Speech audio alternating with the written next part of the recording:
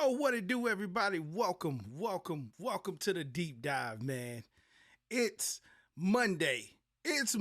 Man. So y'all know we got a lot to talk about. Welcome to the deep dive, everybody. It's me, your boy Lions Den 272 in the building, man. I got my guy Shmee45 with me, man, and we're about to get off into some muck. When I say we about to get off in the muck of this sports world, we fit to go in.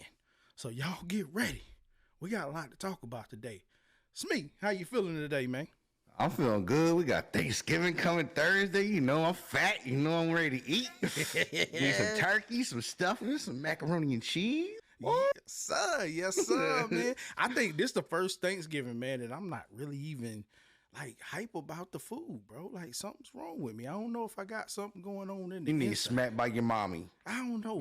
Your mama need to smack you. I think she do, bro. Cause I don't know, man. I like right now. I'm more focused on the desserts. You know what I'm saying? We gonna. You try to be real fat. You try to go to the fat side of the life. Listen, man. we gonna be with the Weiss fam down in that South Kakalaki, man. Oh, you going down south? You got the good food. Her grandmama make the bomb sweet potato custards, fam. You got to hide them, bro, because they be so good. I'm trying to get a whole one.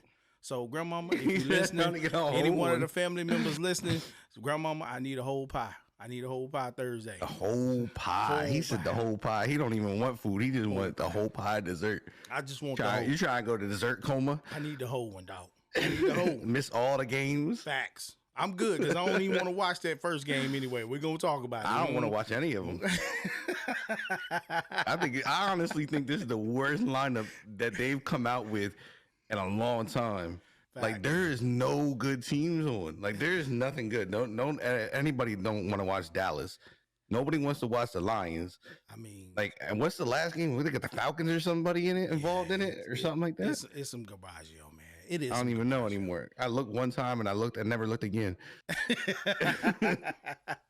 I mean, but all of that being said, man, we want to wish everybody a happy Thanksgiving, guys. We got a real quick announcement on Wednesday's show. Wednesday's show is now going to be moved to Friday. We're going to move that show to Friday morning just to give us some time to make sure that we're good with families. We know kids are getting ready to be out of school. They got two school days this week, so they'll be out on Wednesday, Thursdays, and Fridays. So we want to make sure that we Lord clear. Help us. Right. We want to make sure we clear. Because I know, my babies, they like to run around, so we gotta definitely hold that off. We got to hold that off. But Friday, we'll be back at Shmee's channel on twitch.tv, Shmee45. Y'all make sure y'all come through. On Friday, we'll make sure we post out so y'all will know about the changes and all that good stuff. But, hey, let's get into it, man. Let's get off into this muck that we getting ready to get off into. Again, this the deep dive. It's gonna get yucky. So y'all better get ready, man. We're not even going straight to the NFL games on Sunday. We got to start with this right here, man. Because listen, it's a little crazy. Hold on. We got a little crazy stuff going on, man. Listen. Crazy. AB. I don't know. We talking about AB. For those of you that have been following it, man, y'all already know Aaron Rodgers has been in trouble with the whole saying that he was immunized for the COVID vaccine, right? We didn't think that anybody would follow that up and be crazy enough to follow that up. But we have Antonio Brown of the Tampa Bay Buccaneers, man, who followed it up with a great act, man. I'm telling you, listen, if Antonio Brown can't do anything else and be in trouble, bro, like this dude really went out all the way out with it. He had a fake card. Now, we all know that's against the law. You can't be doing stuff like that, man. But Antonio did it. So, Shmee, what you think, man? Man, this is another case of this. Like, I thought he was good, bro. I thought the mind was right. Tom had humbled him in, honed him in, got him away from all that nonsense that was killing his career. And then he gets a fake COVID card. Like, bro, like how many times you gonna step in your own way? Bro. You know what I mean? How many times you gonna step in your own way and mess your career up? Like this is technically, if they really want to be serious about it, it could be a federal offense. Right. Because I mean, and then what you gonna do? Pay him off or what? Like Like, come on, like you're really getting. You don't have much in your left in your career as it is. I mean, I think he's in the 30s now, and you're you're still stepping on your own feet. Right, right. I mean, it's wild to me. Like why get a fake card? Like, what? I would be interested to see what Tom Brady said. That's who I really be like, yo, what are you doing, bro? Like, I got my neck out here for you. I got the Hall of Fame for sure, and you're out here making me look like a clown. I got you living in my house and all that. Like, I mean, I don't know. At the Soon end, he probably gonna be their maid soon. Probably gonna be their nanny soon. He keeps going on the way he's going. I mean, at the end of the day, man, it is AB. So we gotta look at it like this. We thought we seen a change in him coming in last year, with the Bucks and winning the Super Bowl and getting himself back in the league and all of that stuff, man. It's just crazy. I mean, but for him to have something like that, I mean, again, even if it was an accusation, but we know AB can slide some stuff through. You gotta, you really gotta know, man. Like, dude, don't try to bring nothing to the team. Like, what are we talking about right now? Like, this stuff is very serious out here. We know people not playing with COVID. We know the NFL's not playing with it because, again, we've already known that if there becomes an outbreak in a team, and we've said this already once before, bro. If it's an outbreak in the team has to forfeit games, and it's too late in the season to be doing all this. If you was gonna do it, because they're playing for playoff spots and stuff now, man. Right. Like, it's wild. Like, I just don't know what goes through some of these players' minds with what they're doing. Like, I mean, you got millions of dollars at stake. You got this is your last chance. Like, if you blow this, nobody's picking you up. Yeah, tough. I mean, that's dead serious. Like, if he messes this up, I mean, probably the only reason why he's honestly on the Bucks is because Tom Brady is like, look, I got him. I'm a vouch for him. I'm gonna he's under my wing. I'm responsible for him. Right. And then he goes and does this. It's just like, like Tom's head's got to be spinning by now. It's crazy. I mean, I don't understand it. I don't even think like he's playing tonight. In tonight's game, right. They face off against the Giants tonight in Tampa Bay. I don't even think he's playing. So it's crazy. It's just crazy. Fire saying he sold it. Hey, how much you selling them for, bro? Facts. I could use a couple. but at the end of the day, like I said, AB in doing something, even if he didn't do it, right? Why even have it brought up? Because again, this is a very sensitive subject right now, amongst everything and what's going on in the world. I wouldn't want that attention on me, not being that I'm Antonio Brown, who already had to fight to get back to the league. So that's you already got that wall in front of you. You know what I mean? Like, there's that. You already have like eyes on you everywhere you turn. Like, you know what I mean? Every movement is being watched on what you do. Yeah, that's crazy. So I mean, at the end of the day, man, I think it was like crazy to even bring out again. They saying it was his chef or some former chef that brought it out. But again, you can't put anything past Antonio Brown at this point. You gotta really be like, it's AB. He's known to do crazy stuff, so we gotta put some sort of attention on it. You know what I mean? Like, if we, especially if everybody's fighting to put attention on Aaron Rodgers and what he done, why not? Let it go the same way. Make sure we evening out the playing field here. You know what I'm saying? So again, like, I just don't understand like why we would even bring that stuff up. That's. I mean, does he not get in trouble? Just like Aaron Rodgers didn't get in trouble, right? Does he that's get what like I'm saying. A little smack on the hands? They don't do that again, and then gets to play, or are we going to see that vice versa thing that goes on in the NFL? I mean, we know. Come on, man. We know that it's rumors around that 12 is protected. We just know we know it. I mean, he's not too protected. He got boo-boo toe now. Yeah, that's true. Got a boo-boo toe. That's true. But still, he protected in the sense that it's he don't got to do the harshest penalties. So if it's Antonio Brown, of course they're gonna look to try to get him up out of there, man. They're gonna try to. and that's where the NFL is messed up. Like I think that's the biggest thing is like how do you hold somebody here and they both doing the same thing? Right. This dude lied about his thing. This dude lied about his thing. Right. 100%. I was like, you got to bust them both with the same fine. Yeah. Same fine, same. Hey, you're not playing, whatever. But like, keep it even. Keep the field even. Like one can't be better than the other just because one carries more weight and more baggage with them. Right. Right. You have to keep it even, man. You can't just, hold someone higher than the other or just make players feel like their worth is not even anything in your league at all, which Right. NFL's probably already about done. But at the same time, it's just wild, man. It's wild to me when I seen it and I was looking over everything. I was like, no, Antonio Brown didn't. I was like, there's no shot he's like literally gonna wait until all of this trying to clear with Aaron Rodgers to come out with this, bro. Like, it's not gonna work out for you, bro. It's just wild. I don't understand how person in the place that they are with millions of dollars around them, it just doesn't make sense to me. Like how they step on their own feet, how they and like it's just with the AB being at the spot he is, man. Like just knowing like one little mess up, like could be the end of your tenure in the league. Yeah.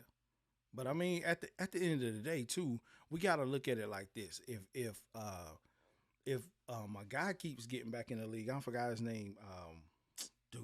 Are you talking Gordon? Gordon, yeah, Gordon. If he keeps getting back in the league, man, like I guess AB's like I can do whatever too, and I can get back in too. They reinstate me. I mean, that's a whole nother subject, right? That subject. That's a show in itself. It's just Josh wild. Gordon is a show in itself. Like Right. Literally, you could probably do a good 2-hour segment on him. Absolutely, Just him himself. Absolutely. But it's just again, that's like some of the wild but that's the playing field that we talk about. Like where are they really holding the players? Like where's the line? Where are we holding these guys? You know what I mean? Like Right.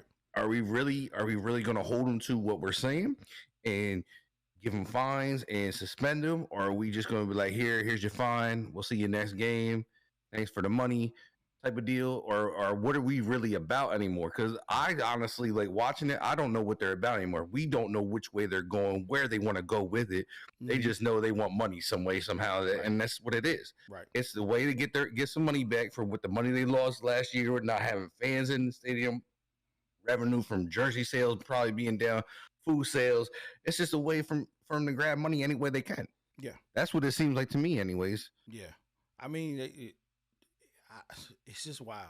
It's just a wild take that you have to just think about. Like, dude, Yeah. literally, do not get in trouble with this. Like, I don't understand. But I mean, that's not even the craziest thing that transpired over the week in the weekend. This situation here. Oh yeah, we finna get off into it. Some of y'all done heard it. Some of y'all done seen a video. Zach Stacy, who just dogged his ex-girlfriend. Like, come on, man. I don't even know if it's X now. I think it's X now. I think they were together. It's just wild Baby's to me. mom. Like, okay, so this is the thing.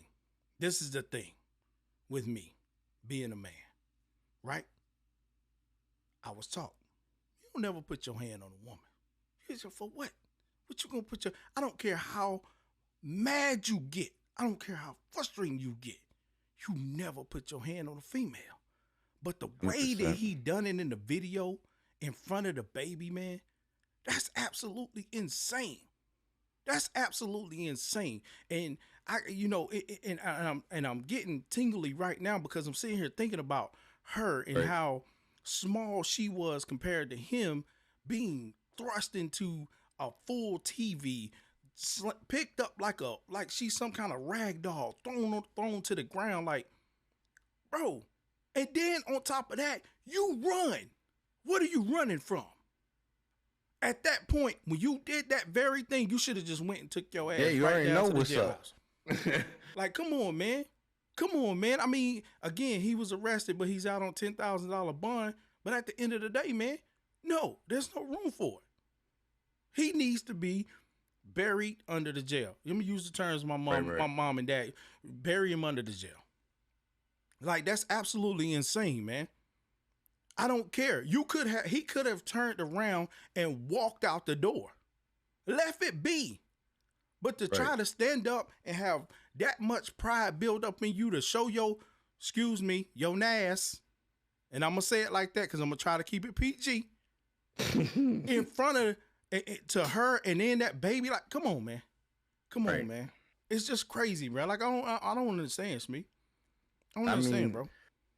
Being somebody that kind of experienced this as a kid between my mom and her boyfriend, it don't matter how old that child is. That child somehow, when you're like that and you experience that, they remember that stuff. Right. And we talked about this before because we just had the situation with who was it now? Henry just going through it. We're starting to see a lot of this abuse. And it don't matter what kind it is. It's sometimes what gets concerning to me is you start thinking about CTE, if things are triggering because these dudes been hitting the head. I mean, he was a running back, so he's been hitting the head since he's been a little kid. And these guys not being able to handle their aggression and stuff like that. But I mean, she's a little woman. It don't matter if she was a bigger woman. The way he threw her like that, bro, like I was like you couldn't get your point across with your words. Right. Like, cause he punched her in the face. Like, I mean, he punched her like he was trying to knock her out. Like that was a Mike Tyson Holyfield match. Right. And he swung. I mean, he swung full tilt. No ifs, ands, or buts about it. If you watch the video, you can hear it. It plop. And it hits her, and I'm like, all right, well, you didn't get your point across with that you had to grab her and then throw her into a TV. TV falls on her, and then you pick her up and throw her again. I'm like, yeah, what is mentally going through your mind right there that it's causing that much rage to a person that gave you a kid? You know what I mean? Like, gave you a kid, like, that's your baby mom. Like, even if it's not your baby mom, you gotta have some kind of composure and some type of self-awareness. Hey, look, I can't, like, you can't do that. Like, sit down and talk about it. Like, there's no need to get that violent. If it's that bad, then you need to get out of the situation. Right. And I mean, I could see too, if it was a different thing, you walking in and you catching her in the bed with someone and y'all are together. But hit the dude. You don't never need to hit her. Right. But still, at the end of the day, man, like, that's just crazy. That's crazy. Like I said, no one should make you that mad to where you have to stand in that and do that type of damage to not only the female, but you did it to the baby. Right. Like, come on, man. Come on. Like, man. And if you watch close enough, you can actually see the baby paying attention. Right. And that's the thing that gets me. Like I said, it doesn't matter the age. Like, I've went through this myself as a young kid, and I remember every bit of it. Like, I could tell you fights. I could tell you what happened in that fight. I could like, it sticks with you as you grow up, and it's one of those things. Is there's bigger. It's a bigger picture than just you grabbing a hold of her and doing what you did, but like a kid being there and the force you did it with, like. To me, that's not a man. That's a coward, and that he ran from it and didn't like man right up to what he has done. Absolutely.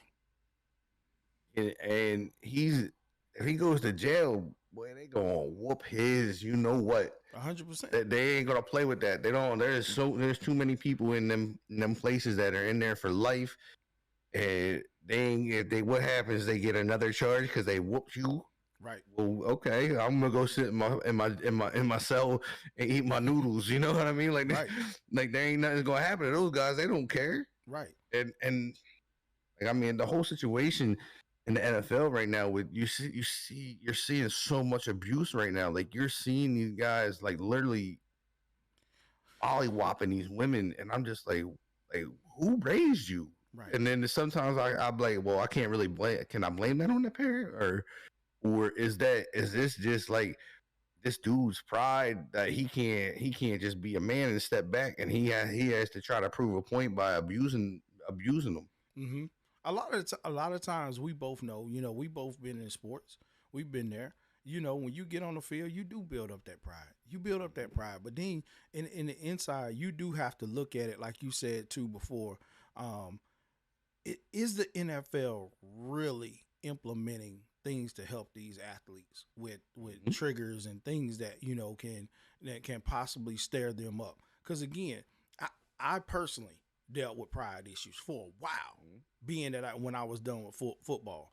But Yeah, I it mean, you took for don't know me what to to do understand. It took for sometimes. me to understand that pride comes before a fall. In my Right. and in my life, I didn't want to fall, so I had to reevaluate a lot of things, man. You know, being married to my wife, for 14 years now, and got two beautiful kids, like that makes me think about it. Like, bro, like had I not let that go, and had I still been who I was, about 20 years ago, I probably could have literally hurt someone too. Because Right. you know it, man. On the field, you always triggered to go at it. You know what I'm saying? And you build into that brotherhood where that's my brother on the other side of me, to the left and to the right of me. Anybody go with him, I'm going at it. You know what I'm saying? I'm quick to pop off. I'm steaming. I ain't got no. Right. It's just fast, just like that. So I think the NFL needs to do a little bit more. If I I know mean, they already doing something, but there's got to be something else that can kind of help these some of the post athletes afterwards. Maybe, I mean, and it's all going to be if they want to, but you got to I try to help mean, them after. I think that's a big thing too. Is when you say afterwards, a lot of these guys don't know what to do when their careers are done, and all that aggression is built up. And this is a study that's been done with the aggression, because that's all we're taught the Hmm. whole way up. Let's be aggressive, be aggressive, be aggressive. And these guys don't know where to put that aggression once their career's over. They're not hitting nobody. They're not on a football field. They're not in the weight room like they used to be. Right. And like I said, sometimes there is no excuse for what he did and stuff like that. But it's one of those things that's like their aggression gets the best of you because you don't know how to harness it. I know, like when I first retired at the age of 33 from football, out of playing minor league ball and all that, it was hard for me. But like I knew never hit a woman, Right. never get there. Do you get in screaming matches sometimes? Yeah, you get in screaming matches, but who doesn't? You know what I mean? Everybody Right. gets to know. It's just you know, keep your hands to each other. Like if it's coming to where you're putting your hands on each other, then that whole situation needs to be like, no, like cut it out, Absolutely. get rid of it, let it go. Absolutely. Like she's your baby's mom, that's your kid. Go to your own place. You know what I mean? Get out of the situation. Yeah. And that's I don't like that's where I don't think the NFL realizes that these guys are dealing with so much after their careers are done, especially if they're only there for a little bit. Like Zach Stacy, I don't think was in the league even that long. I don't think he No. played that many years. I think in like a 3 year career, maybe four at most. Right. And like that's what a lot of people don't get is that these guys work so hard coming up through Pop Warner into high school into college and then making the league. Like there's a lot of mental things going on the whole time because they gotta be great all day, Right. every day, 100% of the year. Right. There's no time to slack, and that to anybody, like it don't matter who you are, woman, man, child, like that's mentally taxing. Hmm. And then when they lose their career, they don't. That's all they know is football, or they didn't finish their degree, so they don't have nothing to fall back on, and all is just bottled up, and then you get things like this happen. Right. And that's the point, too, with all the pride that's built up. You don't feel you too prideful to go get help from someone. You Right. don't you looking at that, I don't need nobody. You know what I'm saying? I can just turn to the bottle, or I can just turn to some weed or whatever kind of drug it is to help myself make it through. And that's not it. That's not it. Again, that's coming from someone that has dealt with mental problems, coming from playing sports to doing a lot of things to growing in life. You know what I'm saying? Again, I just kept it in the back of my mind what my father would always tell me: don't put your hand on a woman, man. You put your Right. hand on a woman, you got to get ready to do that time. And that time right there, it ain't what you want to do. I mean, he never hit my mom. I never seen that. Yeah, like you said, I seen arguing. I seen all of that other stuff. That, that's better than him slapping her. That's better than him doing Right. like because I don't want to I live mean, with none of that in it's the back good, of my but mind. I mean, none of it's good, but sometimes it's just what happens. You know Right. what I mean? Like, I mean, the screaming, the yelling, like none of it's good because it's all mentally taxing. You're It's all absolutely goes right. against your mental state. Right. But like you said, I'd rather see yelling than see somebody do what he did. Right. Absolutely, man. Absolutely. So again, just thinking that I mean, well, I'm gonna keep a close eye on it as it goes along. Again, I mean, right now he's out on a $10,000 bond. I mean, all I know is when he gets in there, I hope that he can get some type of help or get something that can, kind of turn his life around because he's definitely going. He's definitely going. You definitely don't do that. That's one thing. So if you're young and you're listening and you don't, you really don't know, man, listen, don't put your hands on a female. I don't care what you do. Being a young man, you got to be living out here, especially, listen, and I'll go even this far, being a young black male or young male in general. Don't put your hands on a woman, man. It ain't worth it out here. Right. It ain't worth it, man. Find you something else to do. Go channel your energy somewhere else. Even if you need to just run out the door, scream and holler, take it to that Right. point. Take it to that point, man. That's it. That's it. That's all. That's all I can. That's all I can give y'all on that. But we're gonna move on away from that subject because again, we can talk about that for days. All right. But we had yesterday, man. Yesterday, Cam Newton in his first start gets his loss to his old coach, the Washington football Let's team, go, baby. Ron Rivera. What you got to say about that, Smee?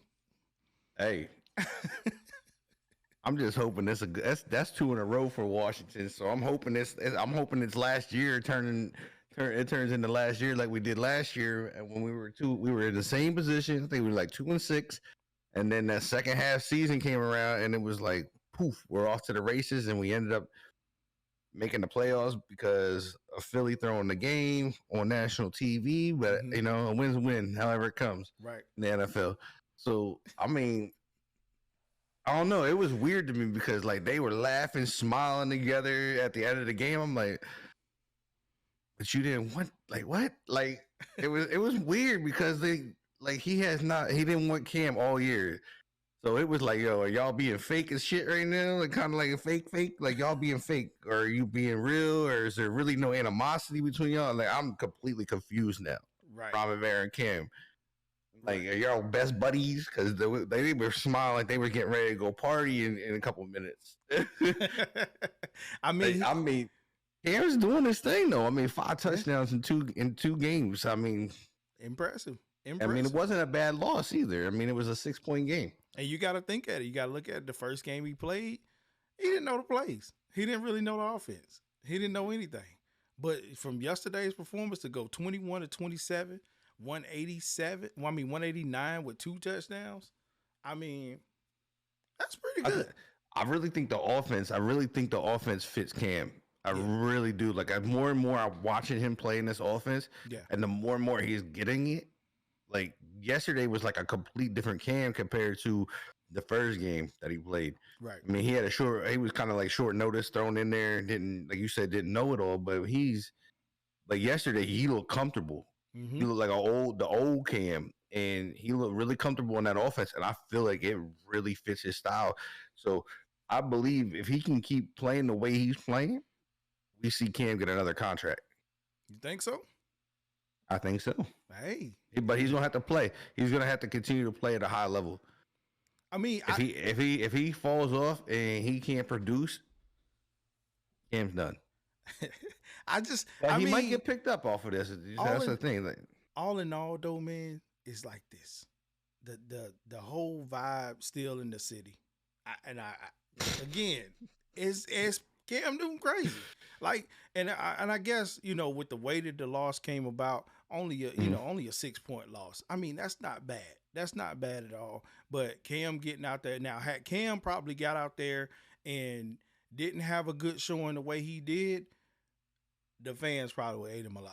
That's why here in Charlotte, and they're known as the wine and cheese fans, because one minute they give you high praise and all of that, but then again they'll tear you down. So with his performance yesterday, I think that was all great with them. Because again, I mean, it's still a buzz. It's still a buzz. I mean, they wearing it. They starting to dress like him, bro. The fans is dressing like Cam. Yeah. I don't know if you've seen that yet. Yeah. But that little top hat there that he's been wearing, they all got it now. Like they're all coming into the stadium with them hats on. I'm like, bro, like what? Yeah, it's really crazy, really crazy. But out of this whole game though, Tyler Heineke, his performance, man, 16 to 22, 206, 3 touchdowns. Like this guy, he's playing when they need him to play.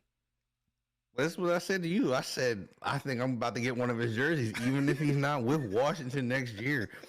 To come from being on his sister's couch, like this is how crazy this story. This dude was on his sister's couch, literally at the when Washington picked him up. That dude was on his sister's couch, sleeping on his sister's couch. That's wild. And now this kid's like leading the way. And even if he's not with Washington, I still think he would find his way onto somebody else's team. Wow, that's wild.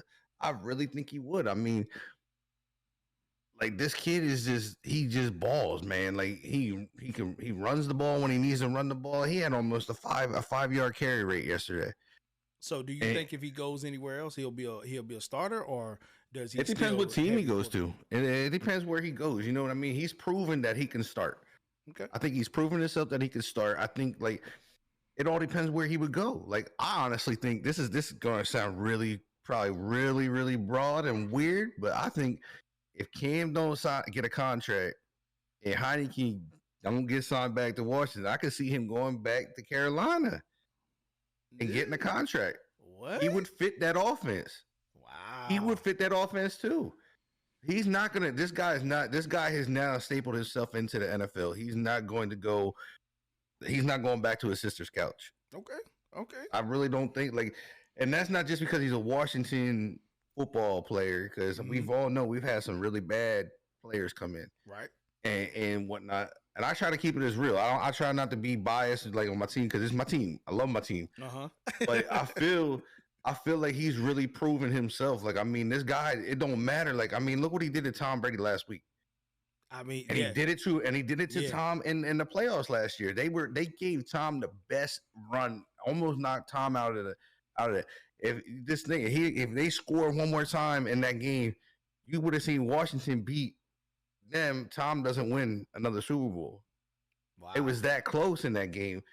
And this guy comes back and he's like, look, I gotta beat them. And he beats them. And he just like I can't praise the guy enough, because like this is one of them stories like you don't always see this happen. This guy gets a call because Rivera knows him and feels he can play. So you could see this being different if Kyle Allen isn't hurt. Right. You know what I mean? Kyle Allen's hurt, so he has to play this guy. And he gets his chance last year, late in the year, and he balls out. So then, same thing, we come into this year. Allen gets hurt. Allen had a good shot at being number one. And you don't see now. This guy, I think he bumps Allen. Like Allen might not be back next year. Wow. You know what I mean? If they bring Allen back, he's easily going to be second or third string. But I definitely can see his performance level and value, his everything going up in him. Because again, he's out there playing right now. He's super comfortable right now. Yeah, he's out there playing with Terry McLaurin, and like that's not many receivers around him. I feel like if you give him more weapons around him, you possibly could see him being a starter somewhere. Like you really could. Like, because I mean, like I said, at the end of the day, he's winning games for them, and he's willing them. And the way that he's standing in that pocket throwing that ball, bruh.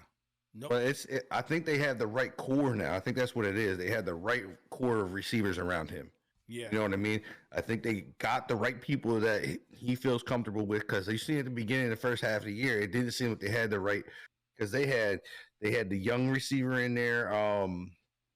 God, what is his name? I can't think of the guy's name. He's a rookie this year, but he was supposed to be good. So they had him in there. Mm-hmm. And then we have another story coming out of Washington with DeAndre Carter. DeAndre Carter, I don't even think had a touchdown in his first couple years of playing in the league. Yeah. This dude now I think has 3 or 4 touchdowns in the past 2 weeks. Like he's starting to emerge in his career. So now you have him, and now you're starting to get Cam Sims involved.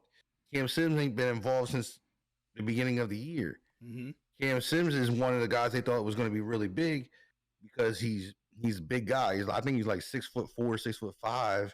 Mm-hmm. Big old red zone threat. He's not super fast, but the guy can catch the ball. Right. He's catching touchdowns. Like I said, I think he has the right core around him now. They got J.D. McKissick getting involved now. He had a good day running. Antonio Gibson got benched because he fumbled the ball, but they brought him back in. I don't agree with that. Like to me, as a coach, if the dude fumbles the ball, give the ball right back to him. Right. 100%. Get the ball back to him. Let him. Don't let him dwell on that. Don't put him on the bench and have him dwell on, hey, I fumbled the ball, because then when he goes back in, he's gonna get hit again. He's gonna fumble again. Right. Let him go. Give him the ball right back. Look, I trust you. I think sitting you on the bench means you don't trust him. You know what I mean? I get it. He's been fumbling a little bit. Yeah. But I also think that's because he's playing with a fractured leg. You always got to give a player. You always got to give a player a chance to prove himself. I believe. Well, that's what I'm saying. Like you can't go back and sit him on the bench. Yeah. You can't. But I think what's nice is now you have J.D. McKissick. You seen him hold himself yesterday. He held it up when they did sit him down. I mean, he had a 6.6 average on the ground. Mm-hmm. So now you got a power runner. You got a good runner with Antonio Gibson. And I don't know why they didn't do this in the first place, is run Gibson and then have JD as a third down back. JD is a good receiver. He can catch the ball. He got enough speed to go. And I think this is what we're seeing now, is you're starting to see these guys they're comfortable. They got a good base guys now. Mm-hmm. Now maybe in the off season you go outside and get yourself a couple more linemen. Because God knows we can use some solid boys up front. Get yourself a couple guys. I mean, you could trade Matt Ioannidis off the defense. Because you got Payne and you got Jonathan Allen. You can go get something for that man. Go get a big pick or trade for a lineman somewhere along the line. Solid that up. Give him a little bit more time behind there. Get yourself another solid receiver that might be able to complement Terry, because you're not going to get one that's better than Terry right now. Right. Terry, I believe, is one of the best in the league. The guy he's making crazy catches right now. He's just playing, like, the catches he's making, you don't see people make. I mean, especially not the end of the game catches he's making. Some of those. Yeah, I mean, he's going up between 2-3 people. Yeah. Yeah, that's huge. And he's not that big. That's the thing. Like, this guy just plays so big. And I feel like I said, they have a base. So now you got to build on your base and bring a couple more little pieces. And I think you have a big contender. I think you have a big contender, and go get yourself a couple cornerbacks that can play some solid football, because definitely need them. I think that's one of our weak spots, the cornerbacks and linebackers. I mean, the defense they're playing now, I forget, they did change into something. I can't remember what they changed into, but it's giving them the opportunity to have Landon Collins play like a safety linebacker role. I forget what defense they've rolled into, and oh God, what was it? But it allows him to basically play the line. It's like a hybrid, basically. I guess you want to call it. You probably call it a hybrid linebacker, strong safety, and then Cam Curl plays the deep safety. So you got those two guys. Like, it's crazy and this defense really rolls to Landon Collins' strengths. So do I think this? I've seen this. Well, they should let him go. They should let Collins go. I don't think they let Collins go. He's your veteran. He's a veteran. He's a leader. Mm-hmm. And I think they found a spot for him to work like that, because he didn't want to be a linebacker. He said, but if I got to play it, I'll play it. But now I think the defense they're in is really good for him. Gotcha. And we're seeing Washington produce past 2 weeks. Yeah. And I think, you know what I'm saying, you're right. You're right about the line being big, because that's something I know Washington's probably dealt with to. Well, yeah, because we lost Trent to you guys. Yeah, you don't have the offensive line is what make everything tick, and by that, man, moving on to this, we see the offensive line working, and it brings up this question: is Jonathan Taylor MVP worthy? Yes, he is. I think he is. This dude has been playing lights out. I knew he was going to be a stud when he first came in. Dude. I really did. I thought I really it took him a minute, but it's also been one of those things. The Colts haven't had a very good line, but he's still been producing. And those are the running backs are going to be good. You get a line in front of him. It's just like Saquon with the Giants. When he ran for 2,000 yards with the line they had, they couldn't even keep their quarterback up. He was getting hit 14 times a game. And this dude's still running for 2,000 yards. This man dropped 5 touchdowns yesterday. Crazy. Not 1, not 2, not 3, not 4, but 5 touchdowns in the game. Dude. I think the record is 6. I think if he hits one more touchdown, he breaks the record. I think, not positive on that, but I know it sits around that level. And to have a running back, we haven't seen a running back put up 5 touchdowns in a game in a long time. It's just the fact that, going into this season and going into each NFL season, like, Colts have never been a big name since Peyton Manning. We ain't hear it. And then for them to have Carson Wentz too, like this team was frowned upon. But they go into Buffalo and smack the Bills 41-15, man. Like, it's crazy. I mean, let's be real. Like, Jonathan Taylor giving you 32 carries, 185 yards. Like, he was thrashing them. Every highlight I got to see, I was watching the red zone, and I mean, this dude was like literally untouchable. Right. And he was burning them. Did I expect that? Being that, I ain't even gonna lie. I can't lie. I went against the Colts on this one because I was like, they for sure going to Buffalo. Buffalo gonna handle business. But bruh, come on, Bills fans. Yeah, I mean, I wouldn't have picked them to win either. I mean, I would have went with you on that, but I would like Jonathan Taylor has been solid all year, but to have that game that he had against the Bills, which has a good defense, but the Bills have been losing lately. Yeah, that's teams. I mean, crazy. They lost to the Jags, which lose to the Jags. I'm going to hide my head for the week at least. I don't want to be seen by the media. I don't want to be seen by nothing. I'm going to the gym. I'm working harder. Like, I'm putting in extra time because lose to the Jags is hard, bro. But I mean, like, I guess you got that question is like, are the Bills sliding? And then you got Jonathan Taylor is like, is he like, this guy's not even mentioned in the MVP race. And I believe he has a pretty good stat line right now rushing. Jonathan Taylor right now has the most yards in the NFL. That's rushing. What I'm saying. He's got 1,122 yards, and he has less carries than a lot of these players. He's 13 touchdowns, bro. 13 touchdowns. That's he's first. But here's a really crazy stat, and I didn't even know this one. This dude has 10 20-plus yard carries. Insane. He has 3 40-plus yard carries. How can you not? And he's only fumbled the ball twice all season. Right. How can you not mention him in that? With performances that he's putting on? I mean, again, it's the Colts, so the Colts don't really get that much high praise. But at the same time, man, give him his flowers. Give Jonathan Taylor his flowers because, man, he is balling. I mean, he's balling out of control. Is this one of those things where it's because he's playing for a team that's not winning that he doesn't get mentioned in it? But they're 6-5. They're 6-5 though. But you still lose. I mean, that's still not good. If that gets you, I mean, that could easily get you into the playoffs if we have a scenario like we did last year in the East. Right. But you have to this is where people get on my nerves because they're like, oh, they're not playing good. They're not really winning that many games. But an MVP race is a solo stat line. It's basically a solo award. It's not a team award. So it's like, how do you not put him in there? Like Henry's hurt, right? Henry's hurt. So Henry probably would be up there too. But you have him running with Henry. You know what I mean? they were battling until Henry's hurt. Granted, Henry also has a lot more carries than him. Yeah. But this is one of those things too. Is I look at it is how long can Jonathan Taylor carry the ball 32 times and stay healthy?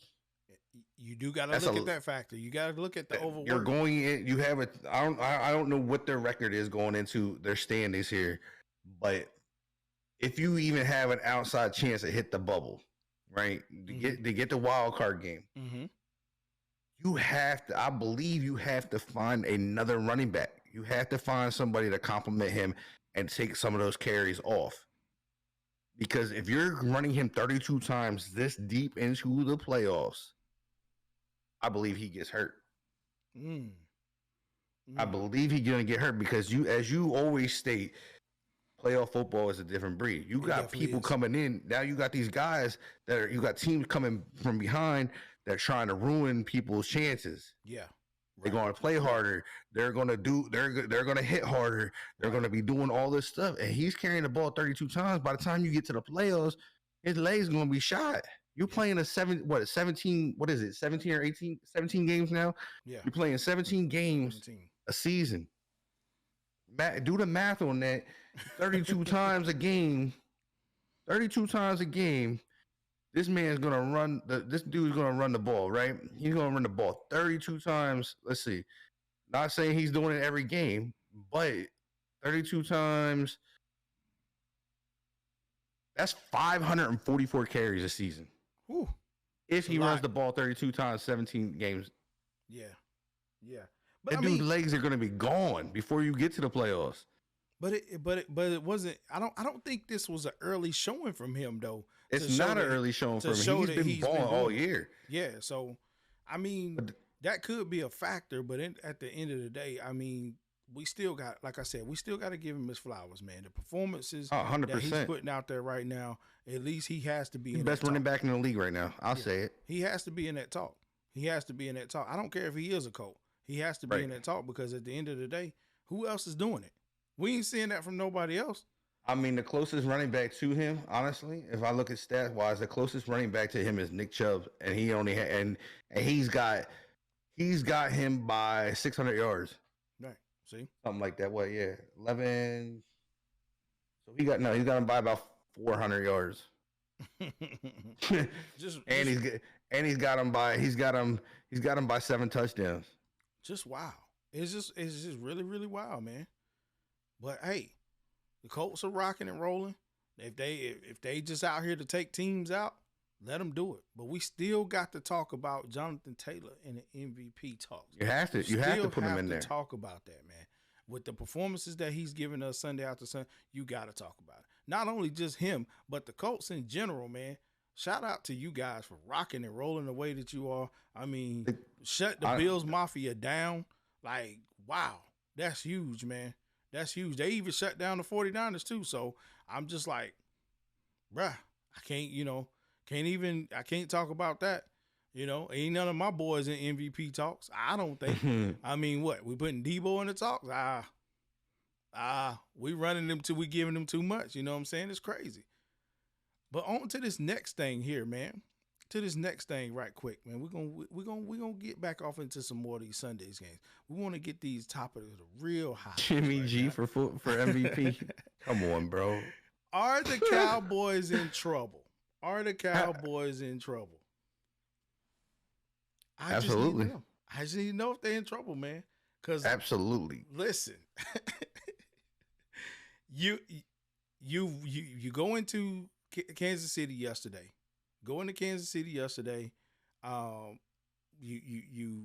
You were running high, doing what you've been doing, playing good football, but then boom, right before you lose Amari Cooper to the COVID list. All right, then you go into this game. Dak is having basically a shit show of a game. I don't understand like what's going on with him. Because at first, I was thinking he's gonna be the comeback player of the year. He's gonna do all of this stuff, but it's just like what is going through Dak's mind. But at the same time, right now, we got CD Lamb, who's potentially out on concussion. Hit his head on a play where he was trying to make a play in the end zone, went back, hit his head. So it's like you lose Amari and you lose you lose CD Lamb. So now you stuck. You got to play a Thanksgiving Day game against the Raiders. And man, are the Raiders hurt? But you could still potentially lose that game because you're down receivers. So that's gonna be really big. But I think the Cowboys have to reel it back in, reel themselves back in, get themselves back to going to where they were, the way they were, and they can get back on some sort of a roll. I mean, you're still sitting at a 7-3 record right now. You know what I mean? You're okay. You're okay. But you got to reel yourself back in and keep going. Keep going. Do I think they still have a chance to be a threat and be a team? Not now. Not now. Nah, Because now you got to play through some stuff. And when you got to play through some stuff, it's going to get real for you. So, I don't know. What's your take on it, man? What's your take on it? I honestly thinking like going into this, I mean, you're catching Kansas City getting hot. Like Kansas City's starting to get hot at the right time again. They're starting to play football. We're seeing Patrick Mahomes be the old, like, I don't want to say old because man's like younger than all of us, but like you're starting to see him play to the caliber of football that he played when they won the Super Bowl in 2019, I believe it was. So you're starting to see that kind of ball being played, and they're striding. They're striding. You know what I mean? They're starting to stride, and you're in trouble when they get hot. We all know what happens if they're hot. Like they start just eating people alive. But Dallas, this is the thing with Dallas. Dallas is always like this. Dallas hasn't had a consistent season in a while. Yeah. I mean, it's just like Washington. At least I know, like, hey, they're gonna lose the first couple games. They're gonna lose the first half of the season. They're gonna start winning in the second half. Right. It's consistency.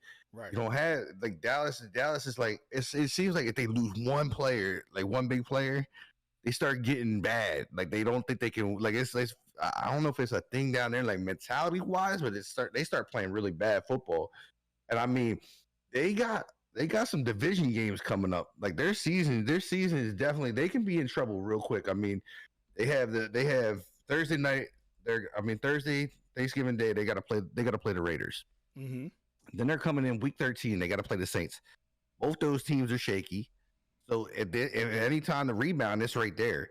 Because then you run into Washington, and we all know when Washington Dallas is never typically a blowout. Mm-hmm. So they got to fight that. Then the next week after that, they got to go see the Giants. Then they got to go see Washington again. And then they got to see the Arizona Cardinals, which we all know Arizona's doing their thing. If they're healthy, they're doing their thing. And then their last game of the year, they got to see Philly. Yeah. At Philly. So you got a couple teams on your schedule that can potentially ruin your playoff hopes. Absolutely, especially division hopes. Like your division, because you're playing 1, 2, 3, 4. 4 games. Four of those games are division games in the next from week 12 to week 18.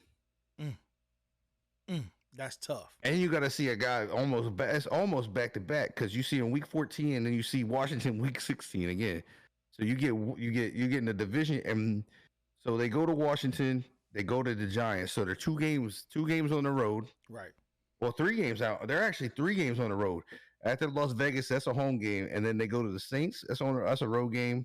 Then they got Washington road game. They got the Giants road game. Then they go home, and then they're home against Arizona, and then they got to fly back out to Philly.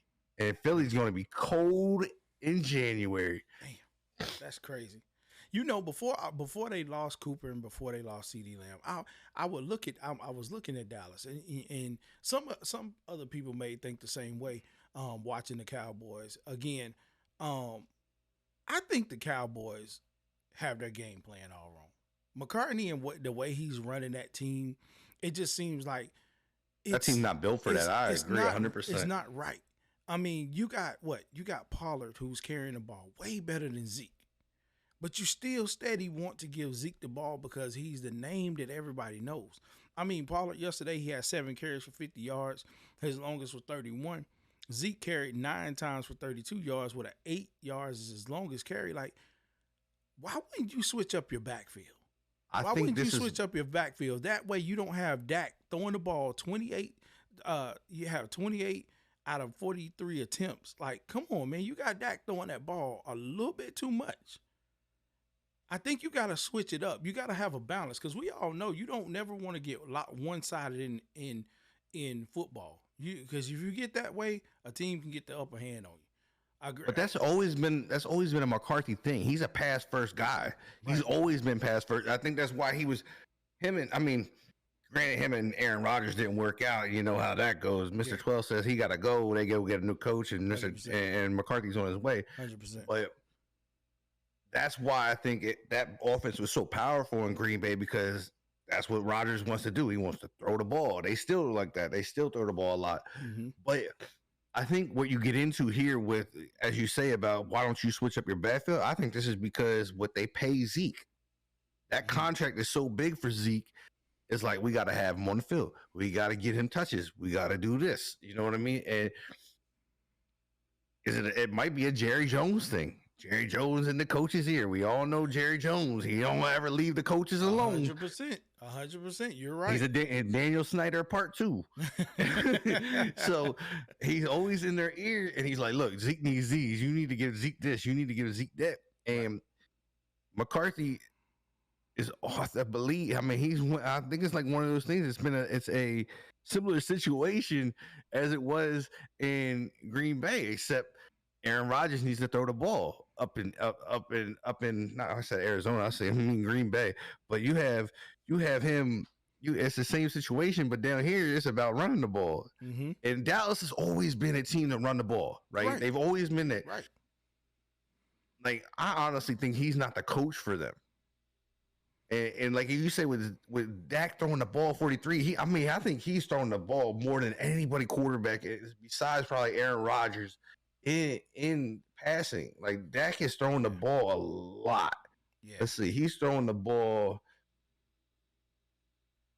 Dak is throwing the ball 329 times and completed only. I mean, he's missed 100 passes. Right. In his stat line. I mean, he's still throwing 69%. But that's a lot. That's a like, lot. You could take off so much pressure from him having to perform. I mean, granted, he's already got pressure to come back to play at his highest level, to be coming back off of that injury. So I feel what's a shoulder injury. Yeah, you can take so much off of him. You can take so much off of him if you just get that backfield going and getting those yards. Again, 100%. Like you allude to what you just said, Dallas has always been a running team. They have always had a running back or that can do damage. You know what I'm saying? Your quarterbacks don't have to do that much. You run the ball to open up the passing game. But if you're not running that ball to open up the passing game, it's over. It's over. Yeah, I mean, and I think as you said before, I don't think you have to switch up your backfield. I think this is where you get both of these backs involved. Right. Because one's faster than the other. One's a receiver, a better receiver. And I'm going to say, Zeke is overrated to me. Can he run the ball? Yes. But with the line that they typically have down there in Dallas, that dude should be killing it. But what do you do, though? What do you do here? What do? You give Pollard I think you most get a of new the carries coach. and put Zeke in at short yardage? Or what do you do? I think you put Pollard. Pollard's got to be your third down back. Third down? I think this is a third down back situation because the guy can catch the ball. And I think he has a little bit upside to catching the ball and running than Zeke does. Okay. He's got a little bit more. I think he's got a better acceleration than Zeke does. Now Zeke is definitely your power back. Mm-hmm. I mean, he's definitely your power back. 100%. He's going to get anything that's short yardage. I'm putting him in. Pollard's not getting it. And this is one of those things is that they both catching the ball. I mean, Zeke has 6 catches for 36 yards, but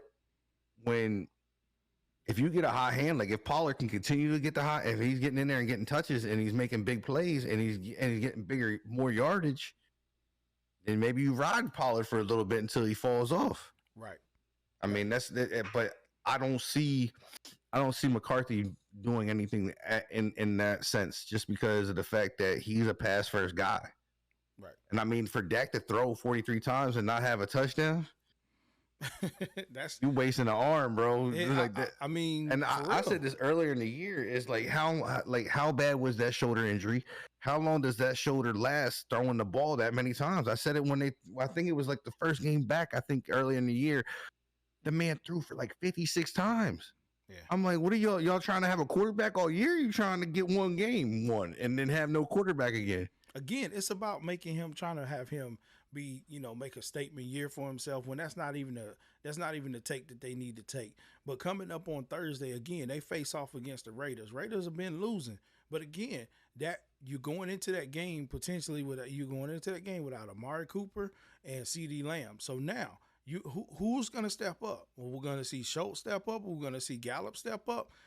I mean, Gallup has to do something. He's the only one I know that possibly can make the plays on that outside that they need. So it's gonna be real crazy because I know most of the Dallas Cowboy fans that I've talked to that I know very well, they don't like Schultz. They don't like him. I'm not a big Schultz fan either. What's I wrong mean, with this guy? he got targeted 8 times, caught 6 of them, and it only went for 53 yards. Yeah. So I mean, it's the same thing with Gallup. Gallup going to be consistent enough? I mean, that dude was targeted 10 times, only caught 5 of them. So I mean, it's like it's really one of those situations down in Dallas. Is can Dak do the Tom Brady effect and make his receivers good, no matter which ones they are, but can he make them good?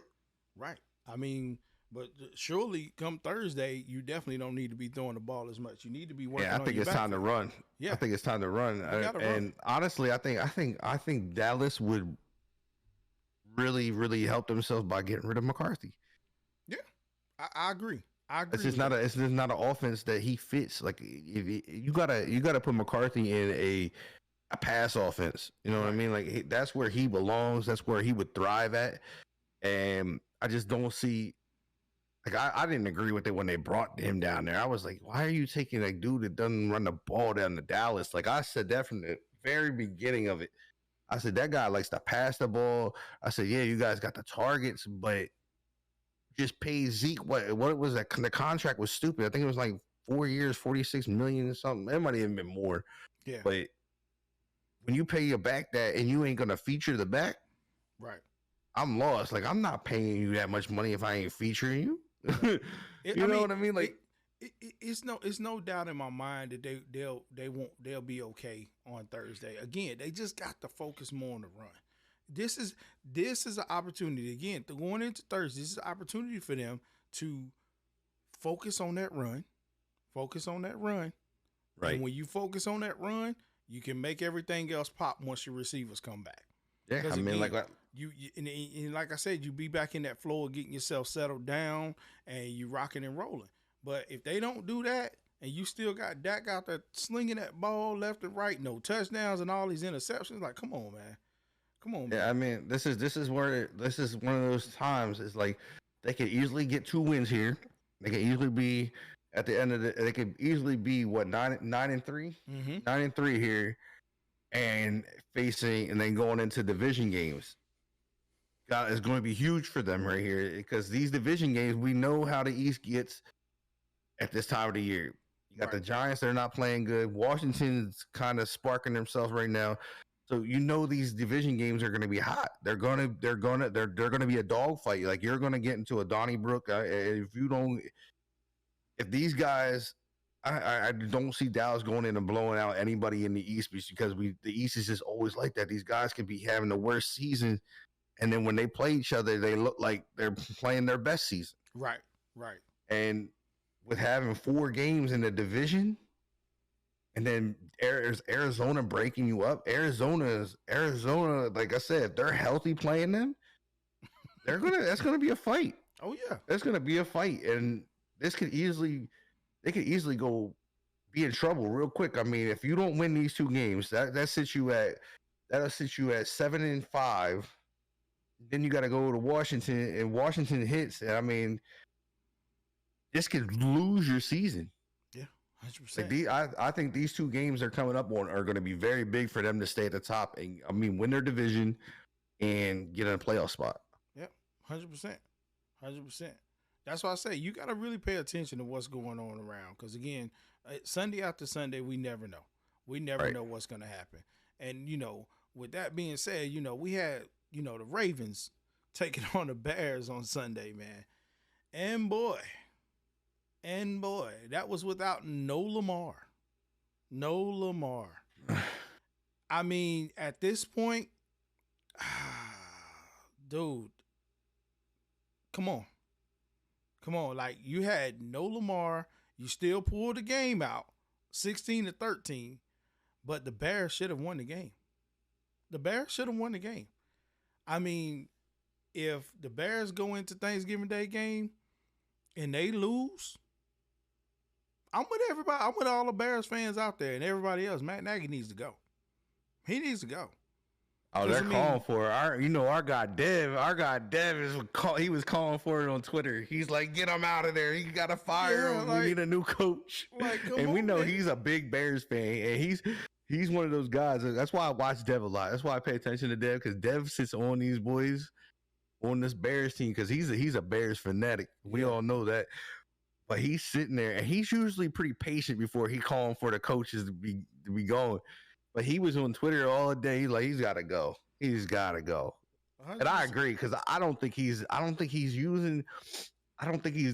they are developing our guy Fields, and they're bouncing back between these two quarterbacks. I have never been one for bouncing back and forth with quarterbacks. Right. But here's the crazy thing about Baltimore, though, that I still find funny with their season.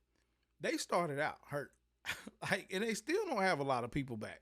Like, they just don't. But they brought in Devontae Freeman, right? Everybody's like, oh, this guy's washed up. Devontae's a baller, bro. He's washed up. This man is literally he's still scoring touchdowns for them.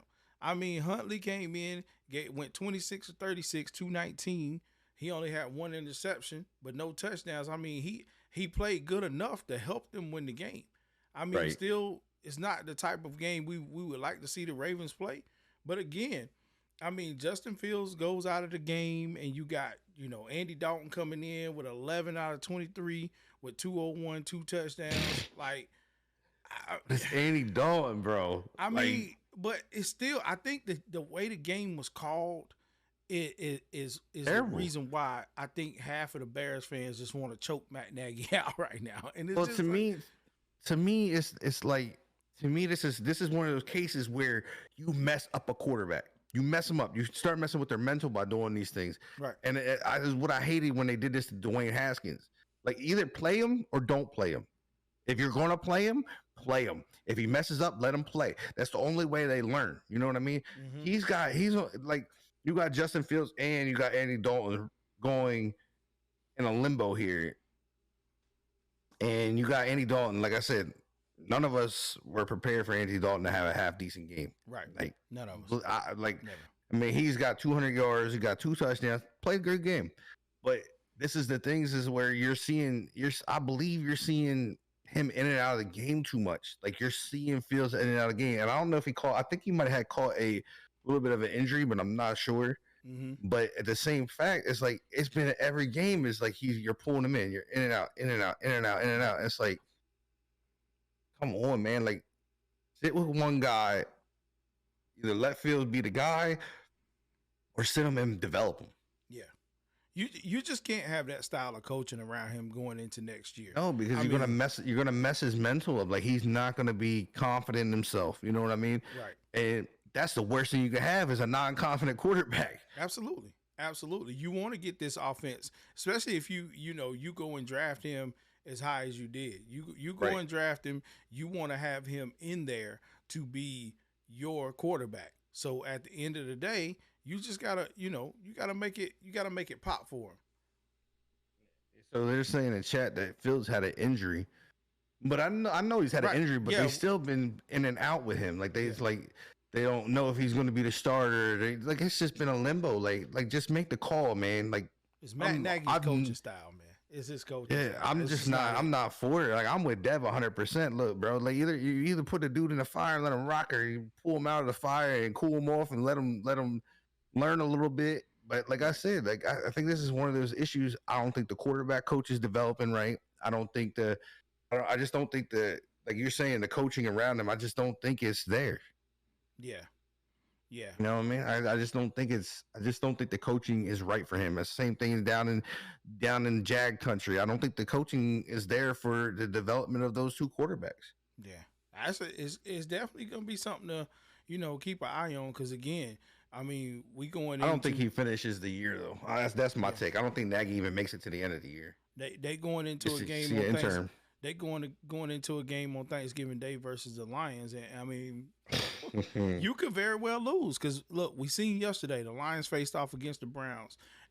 Browns only win the game by 3, 13-10 victory. I mean, we see what the Lions did with Pittsburgh. Tie ball, like they tied the game. So they're on the verge of a win here. They're I think they're on the verge. They're gonna get. I really do believe they're gonna get one, and that it very well could be Thanksgiving Day. I mean, we know it's the Lions' tradition to play on Thanksgiving Day. They're gonna play. Like, do I want to watch that? No, I have no desire to watch it at all. But at the end of the day, like, if they go and they beat the Bears, oh man, headlines. Yeah, I think Nagy's fired. Friday. I think if the Lions beat the Bears, Nagy's out, bro. It's Lions versus the Bears on Turkey Day. There you go. But it hits your point, drama. You got Dalton. You had Dalton for a while, and then they called for him. But that's my point: is that you got to lead. If you're gonna make that change, then you got to let him play. You can't keep going back and forth. Yeah. I mean, I get if they're hurt and they're pulled out the game that way. That's a different ball game. Yeah. But I think but the Lions are so close right now. So and the way the NFL season. Bro. The NFL season has been weird, man. It has absolutely been a weird thing with these low teams not winning, and they're coming in and then they beat these big teams. Yeah. So, granted, yesterday they had Boyles quarterbacking 15 to 23 with 77 yards. That's horrible as a quarterback with 2 interceptions. I mean, Baker Mayfield on the other side of the ball, 15 to 29, 176. 1 TD, 2 interceptions. That's just as bad. So the question is, was the real problem Baker Mayfield and not OBJ? That's the real question. That is the real question. But at the end of the day, man, it's very well looking like his Baker Mayfield, man. It's looking like his Baker Mayfield, because boy, he's stinking it up. Like, you really stinking this up, man. I mean, last week he could have been saying, "Well, I didn't have a running back. I didn't have Nick Chubb." It's the blame. It's the blame game. It's never him. But at the end of the day, dude, like, what's wrong with your performance? You had Nick Chubb yesterday. You had him. You had just about everybody you needed. Njoku, Landry. I mean, Hooper. Come on, man. I believe DeAndre Smith did something yesterday. He broke some type of record yesterday that no other running back has done since like Barry Sanders. Like, he took over some 14 carries for 136 and 1 touchdown. I mean, and almost a 10-yard carries. Yeah, but he did something. I can't remember what he broke. He did something. Oh, what was it? He had broke something, and I was like, dang. I was like, you got mentioned with Barry Sanders? Like, I mean, hey. So, but looking to see if I can find it again, though, bro. Like, you only losing to the Browns by 3 points. You losing to the Browns. You not only that, you tied with the Steelers the week before. Then you come back and you lose to the Browns by 3 points. Again, I'm telling you, come Thanksgiving Day, I'm probably not gonna have an eye on. I'll probably be back and forth, because I know that's probably the game time that everybody gonna sit down and eat. But if we see them take this victory against the Bears, man, yeah, Friday's headlines. Nagy's out of here. You know he's gone. Okay, so this is the stat. You might laugh at this. This is kind of absurd right here. He is the first Lions running back to have back-to-back 100-yard games in 17 years. Wow. So we actually are seeing that again, right? That's crazy.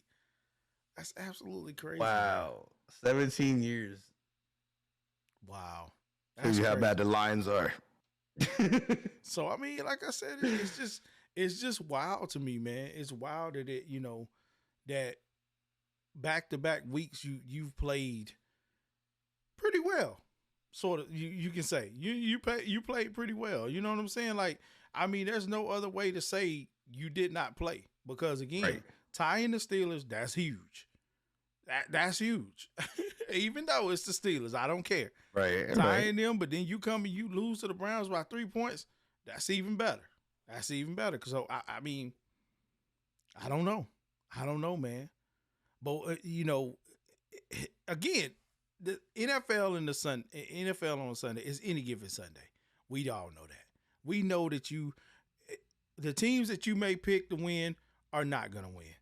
We had the Texans taking on the Titans yesterday. Did we see the Texans winning this game? How many people seen the Texans winning this game? They literally come into Tennessee and win this game 22-13. Did you see that? No, I wouldn't have seen it because of the way the Tennessee's been playing. Their defense has been good, but like we've been saying since we started the show, is that these underdog guys are just coming in and they have nothing to lose. You know what I mean? So they're just playing hard-nosed football, right? And they're pulling things off. Like it's like Miami shutting down the Ravens the other week. Like they shut them down and they had Lamar, and it's just like, what's going on? Hey, bro. Tyrod Taylor performance 14-24, 107. No touchdowns, of course, but they get a good amount of yards out of Burkhead, who had 18 carries for 40 yards, and then you had Taylor also carrying the ball for 6 times, 28 yards on rushes. So no touchdowns over there. But just to hit on Wags with Kevin Jones. That was the guy that did take the stat. I didn't have it up, but he was the last guy to do it. But I don't think Kevin Jones only had like a year. It was only like a 2 to 3 year career, and I think he was done. Yeah. So again, this is any given Sunday. We really see it any given Sunday right now, because teams that are we think the games that they're supposed to win, they're just not winning. It's weird. That's why I'm saying I think Detroit is on that verge of getting that first dub. Yeah, it's wild. And like I said, I think we are going to see it on Thanksgiving Day. I really do. Okay. I just really believe we're going to see it on Thanksgiving Day. It's crazy to me. But, I mean, again, Tannehill going 35 for 53. Way too much. But he did have 323. 1 touchdown. Yo, that's a lot of throwing. 4 interceptions, man. Like, that's crazy. I do believe. You got 4 interceptions. You got to stop throwing the ball. I'm going to be the one to go out on the edge here and say this. I do believe, man, that Tennessee needs to give Adrian Peterson the ball a little bit more. I want to see a little bit more. He only had 9 carries for 40 yards. AP, listen, you can say what you want. AP old. Listen, the man has the best conditioned body, bro. Right. I think he built for it. Bro. I agree. I'm an Adrian Peterson fan. I've met him personally. Dude is awesome. When he was in Washington, I actually got my daughter got his autograph on a football and everything. The dude was cool. Like he sat there for like 15 minutes talking to her about her birthday and everything. So cool dude. I always root for him. I was really mad when Washington let him go, but I honestly think I agree 100% with you here. Is that you gotta feed him the rock, man. You gotta take some pressure off of Tannehill, because 4 interceptions off of 52 passes, they ain't gonna cut it. Right. I mean, and you gotta find offense somewhere else, man. Because at the end of the day, we seen the defense show up big in the last 2 weeks, right? So you can't keep putting pressure on your defense. You can't get if Tannehill giving the ball away 4 times, you putting pressure on your defense. So at the end of the day, man, get this man the ball. You brought him in for a reason. He shows you your first game you brought him in, he could score. Yeah, it wasn't that long of a distance. He had some good runs. From what I seen, from not getting stopped in the backfield, he made a couple good moves. They was AP moves, and I loved them. But now, I mean, 4.4 average yesterday. I mean, that's not a bad average. Nah. And you know, Adrian Peterson's always been the guy that he starts off slow. He's been a slow starter from the beginning of his career. He didn't really. He was more. The more touches he got, the better he got. Type of guy. Yeah. So you got to feed him. And but that doesn't change. It's just the type of runner he is. And you said he's conditioned. He's built for it. That man is like a Tom Brady of the running back position. They just built for it, and they could just go forever. Facts. And that's just what he's going to do. Again, like I said, NFL, any given Sunday, it can go down. Any given Sunday. And definitely getting it this year. Next game, bro. This next game, the Packers taking on the Vikings, a division matchup. The division game, though. Division we always know.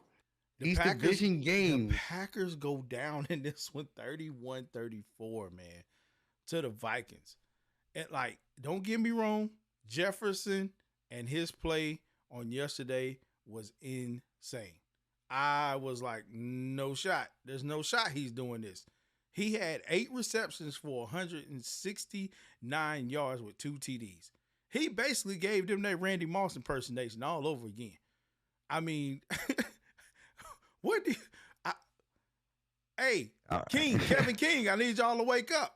You know, I need Savage. I need all y'all boys to wake up, man. What's happening back there? Like, come on, man. Like, it's just crazy to see somebody do that to a Green Bay defense that I know is pretty good when it comes to DBs, man. They're pretty solid back there. I just want to know where this Kirk Cousins came from. Right. Because this ain't the Kirk Cousins that was with Washington. Look, trust me, I took a lot of whoopings with this dude. This dude played in a big game. Which Kurt, we all know Kurt don't like the big games. He's not a big game guy. Never been. I mean, I don't know if things are changing or what's going on. This dude throws for 341 yards and 3 touchdowns. He's dang near matched with Rodgers throws for it. Right. And then you get Dalvin. Dalvin puts up production. These are the games I like, though, because you're getting production in the running back game. You're getting the production out of your quarterback, your receivers. I mean, Jefferson gets 10 targets and catches 8 of them. I'm taking that. And then you got Thielen. Thielen got 10 targets, catches 8 of them. I mean, I really think even though that's the production in the receiving, because I mean, it really falls off after that. But to have that going that way, like, and then you have like Aaron Rodgers loses with 385 and 4 touchdowns. That's tough. And he only had 10 incompletions. But I really think Aaron Jones is not being in this game hurts him. In this game hurts him because again you had Valdez Sankum. I can never say his name. Valdez, I'm just gonna call him that. But anyway, he had 4 receptions for 123 and 1 touchdown. Adams goes for 7, 115, 2 touchdowns. If you have that type of performance from them and you got an Aaron Jones back there, you easily win this game. But he didn't. But Dylan didn't do that bad when you look at the stat line. He was 11 for 53, almost had a 5-yard carry. Yeah, that's true. But then he caught the ball at that too. He had 6 for 44. But even if you still had Aaron Jones back there, you still is this a defensive lapse though? That's the thing. Is this a defensive lapse here? Their defense definitely didn't show up, giving up 169 in the air, bro.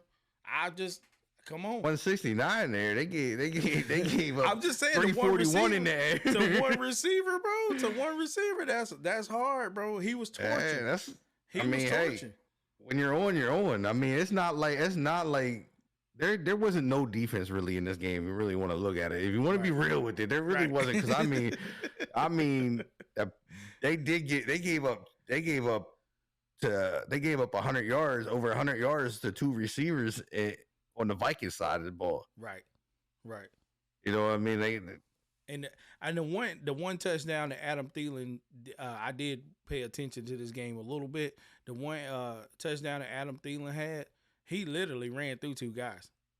So them little dudes though, them little dudes are just another. They're a different breed. They've always been that way. I mean, I think Hines Ward made that market for that little guy to be in there. You know what I mean? Because you never really seen these real short guys. If they were back, they were kick returners or punt returners most of the time. Mm-hmm. And now you see these guys, they're implemented into the offense because these boys are shifty. They can go across the middle and get out real quick, and they don't get hit like these big guys that go across the middle. Right. And it's I don't know, man. The game has changed. The game has changed so much. Yeah. It's real crazy, man. So like I said, it's just Sunday after Sunday. You never know what you're gonna get. And at this point, man, I don't even think you can predict the Super Bowl champion right now.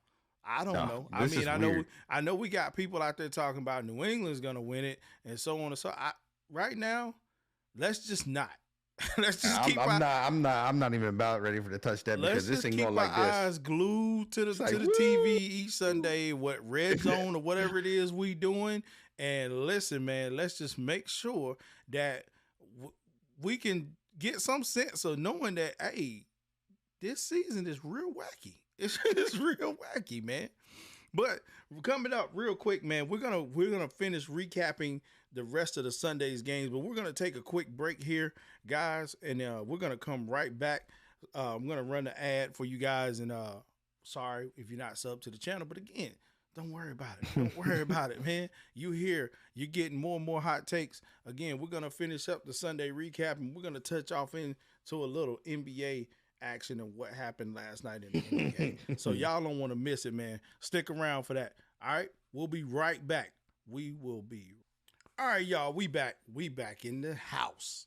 So again, we're recapping Sunday's games. If you just now joining us, man, we've already touched a good bit of the muck. What I call it, the muck of the news. So if you missed it though, don't worry, guys. We do have a YouTube channel for the deep dive. If you guys want to go in and follow the YouTube channel, subscribe to the YouTube channel. We have all the episodes up there right now, 1 through 3. 4 will be on. I don't know when Smee runs that. When is that going to be up? That should probably be up tomorrow. Tomorrow, okay. So unless I get it done today. you never can miss a minute in the show, man. Again, we're trying to bring you guys some of the hottest takes on sports around the world of sports and dive off into the deep of the depths and things that some people may not even want to talk about in sports. But that's what we do here on the channel, man, because again, it's the deep dive. And you're here locked in right now for the live version of the show. All right, y'all. Back also to coming it, to Spotify. Yes, sir. Yeah. We moving everywhere. Y'all watch out. We doing it. We gonna make this happen. We're making this happen for the people. So again, man, back to it with the Sunday recap. We had the Dolphins and the Jets. How many of y'all was happy about that? I don't even know if I even thought or sniffed at watching that. Like, I don't know. I didn't even look at this game. I have no idea what happened, and I didn't even know the Jets. I mean, I didn't even know Miami won. Not gonna lie. Like it's just some games on Sunday. You like, listen. If I gotta watch this, I'm taking a nap. I'll wake up when it's over and get to the rest of the stuff. This stuff here, no, it's no shot that I'm watching this. Two teams that are we know for sure at the bottom of the barrel, and all they want is draft picks at this point. I mean, they're winning though. The Dolphins is winning. 4 games. They won the last 2. Jets got 2 wins. So I mean, and they're 4-7. You know that takes you out of the first overall pick. So I don't know what they're doing in Miami. I don't know if they decide to win. Well, if it's gonna take you out of the first pick, what it do? Move you down to pick number 3? I mean, you still. I don't know. There's a lot of teams that are 4-7 right now. And they won't be for long. Trust me. They'll still be sitting down at the bottom. I'm pretty sure. The Fins fans, man, we all know you guys love y'all team down there, and we just don't understand y'all's method on what's going on. But listen, the Fins and what they got going on, bruh. I'm speechless. I lied. They're the only team at 4-7. Right. See. So but there's teams that got worse. So did y'all have to do us like that? Absolutely. So of 100%, man, you know, it's just a draft pick team. But the Dolphins go out and take the victory 24-17. So I mean, it is what it is. Tua did have a bomb in this game, though. I do remember that popping across my phone. He hit like a 65-yard bomb. But going back to what we said last show, does that still give Tua a name for the Dolphins? Did they not ship him off or what? I mean, is he fighting for his life right now in Miami or what? I think what's happening, I think Tua is like, look, I'm gonna make sure, like, if they don't want me, I'm gonna make sure that some team wants me. Yeah, And 100%. I honestly think that's what he's doing. I think he's throwing the ball, trying to be consistent, trying to be good, just because he's like, look, if they don't want me, I want to go. Like, I want to make sure I'm still in the league. And I mean, not a bad stat line yesterday. I mean, he only, what was it, five misses? I think it was like 5 incomplete passes, 273 touchdown. Yeah. One of those bad passes was an interception. I mean, yeah, you're right. I mean, I don't know. he was all right, but he was going up against Joe Flacco on the other side of the ball. Here's another reason why I said another. This is why people didn't want to watch this game. Guy's still around. We have went from Zach Wilson, Mike White, and now we had Joe Flacco for the Jets. Jets fans, check in, man. Let me know if y'all like. Do y'all want to go ahead and just let football go and start watching basketball? It's okay. It's okay if you do. I get it. They I want to understand. let it go. I understand it. I definitely understand it, man. Let it go. If you don't, because again, we already know that where you're playing at and in your stadium is really the Giant Stadium. Nobody else is doing anything else. You know what I'm saying? They don't. They look at y'all. Tears like in my eyes right now. I'm dying over here, bro. It's serious, man. They look at this team. They look at this team as their replacements. Like, come on, wow, man. He took it to the replacements. I just want to know, though. I just want to know, how do you do it each Sunday? Like, if I had to, I went from Zach Wilson to Mike White to Joe Flacco. I'm literally done. I'm literally done, man. I mean, there's definitely no development over here, bro. They're so quick to pull these guys out. But I'm looking at the receiving core. I'm like, bro, what are y'all giving these guys to throw to? Plus, these guys don't have, like, the line is atrocious, and these guys don't have. I mean, I think they spend most of their time on their back. Yeah, like, most of these guys that spend their time. I mean, to see Elijah Moore come out with 8 catches, 141 yards, that's impressive to me. Not gonna lie, because it's been a minute. It's been a minute since you guys had a receiver go off like that. But, like, I mean, bro, you went through 2 guys. Like, Wilson was supposed to be the dude. I think he's still hurt. I'm not positive. Yeah, but then you get Mike. I think they say. I don't think Mike White's really hurt. I think they saying he's hurt. I guess I think it's a little thing there. Yeah. And then they go back to the Flacco, the man that has not been anything since he won a Super Bowl. Yeah. And he's done. Like, he's washed. And, like, you guys really want to go with this water. Like, what is the sense of pulling these quarterbacks out and switching them when your team's this bad? Yeah. I mean, let these guys get the experience, let them learn, let them get something. I mean, their morale can't get any worse. Their mental state can't get any worse. They know they suck. Them guys probably go into the game expecting to lose. Facts. Like, I mean, can you only imagine, though, you in that locker room right before that locker game, room gotta be hell, bro. You sitting there, you playing some Phil Collins, feeling it coming in the air at night. You just like, why am I listening to this right now, bro? Like, we really like, about to go out here and get beat. I don't even. They literally got to listen to that. They keep their mental state straight, bro. I mean, you know what I mean? Like they get themselves prepared for the loss, the letdowns, everything coming forth.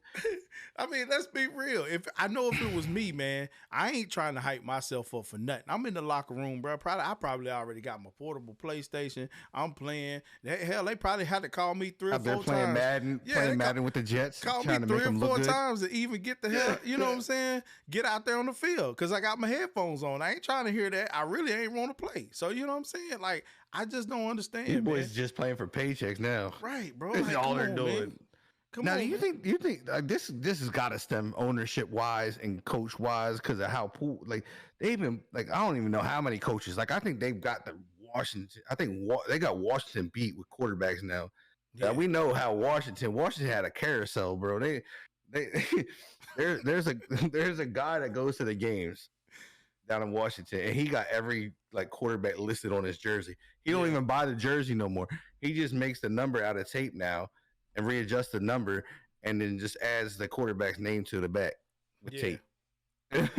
Because of how many quarterbacks. And it, like, this is a situation I don't understand. Like, I think Wilson could be a good quarterback. You got to get something around him, though. You got to get a line that is going to keep him up. It don't matter what quarterback you put in there. It does not matter. If you can't keep him up, their confidence is going to be shook. They're not going to get comfortable. You don't have no receivers around them.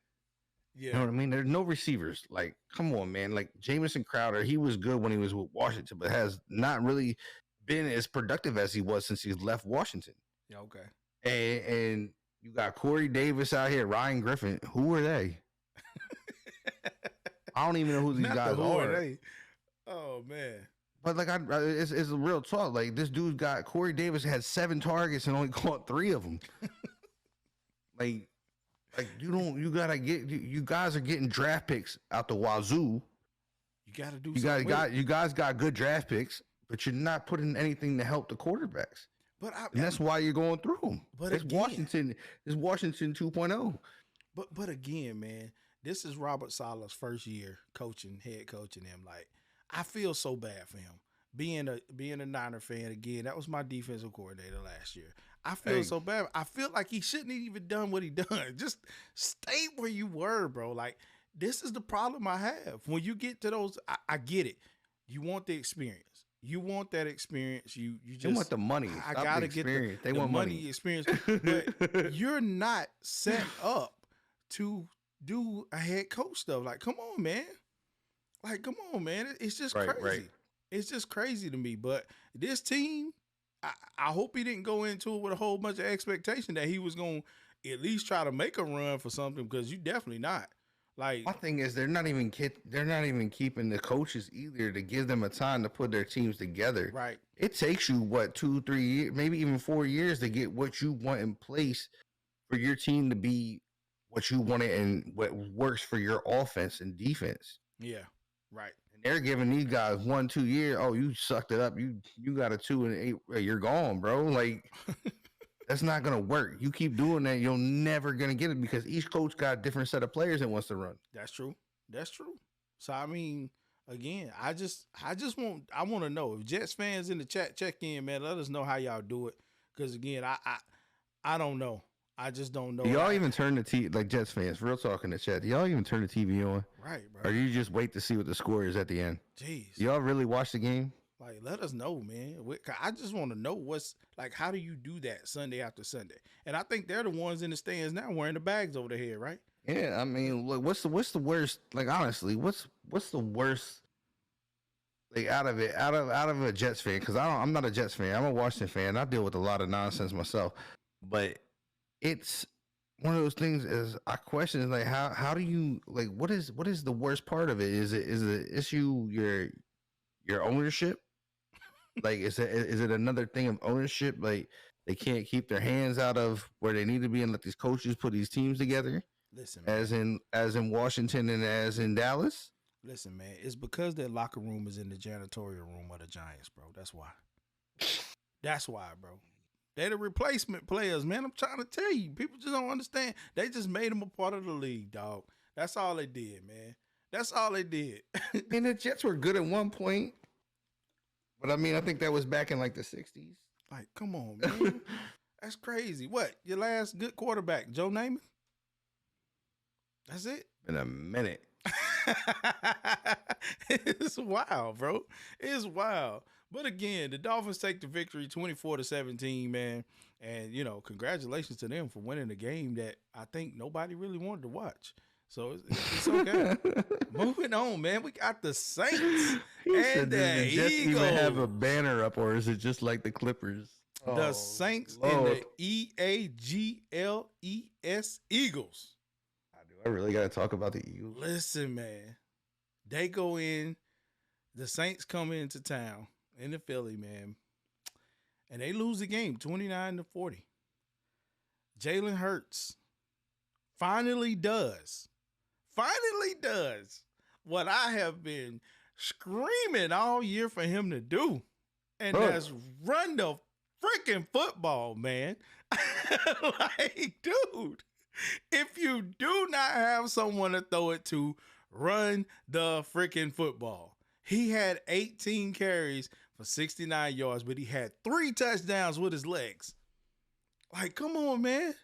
Run the ball. If it's not there, run it. It makes it. I love the banner in the chat though. I love the banner in the chat. I love it. Being a Washington fan, I love you guys. Just keep throwing it. Keep throwing as much shade as you want. It's wild, man. It's like if you cannot make a throw with him and how he's set up, if you can't make the throw, run. I mean, granted, you got to learn how to slide. I know you got to get used to all of that, but you can make plays with your legs. You got to look at it. You came from Alabama where you had receivers around you, but when you needed to run the ball, you were able to run the ball. And that's why, because your receivers were playmakers on the outside. So if you're have that same type of thing going on with you got what? Who they have? They got Devontae Smith outside. Yeah, Devontae Smith, which he came from. I mean, that's his guy from Alabama, and they got Dallas. I don't even know how you say Dallas's last name. So, and then they got JJ Arcega-Whiteside, bro, and Whiteside is not it. I thought he was gonna be at one time. He's not it. But at the end of the day, like they know where he wants to go with the ball. A lot of teams that face him know he wants to go with Devontae Smith on the outside. They know it. They're like, man, if he gets the ball to him, he's gonna make a play. But if you can't make that play, if they got that field wide open, run, man, just run. That's all we need to do is run the ball. Yeah, I think the big news here is I believe this is Miles Sanders' first game back. This dude comes in hitting 16 for 94 and a 5.9 yards a carry. This backfield was on fire. Of course, the backfield carried the team because, they ran the ball, but every one of these dudes is 60 plus yards and higher. That's even with Jalen Hurts. Jalen Hurts ran the ball 18 times as a quarterback. Bro, look, Philly, you running your quarterback 18 times, you ain't going to have a quarterback. Hey, but if it's winning games, do it. But you can't. You cannot run a quarterback 18 times, man. Unless you're going to make him a running back, you cannot put that man in that line 18 times a game and then throw the ball 24 times with him. No wonder he can't throw the ball. He's too damn tired from running. You know what I mean? Like you're running, this man can't catch his breath. But you you got the running backs to do it. You got Scott. You got Howard. Howard had a 6.3 average. You can't.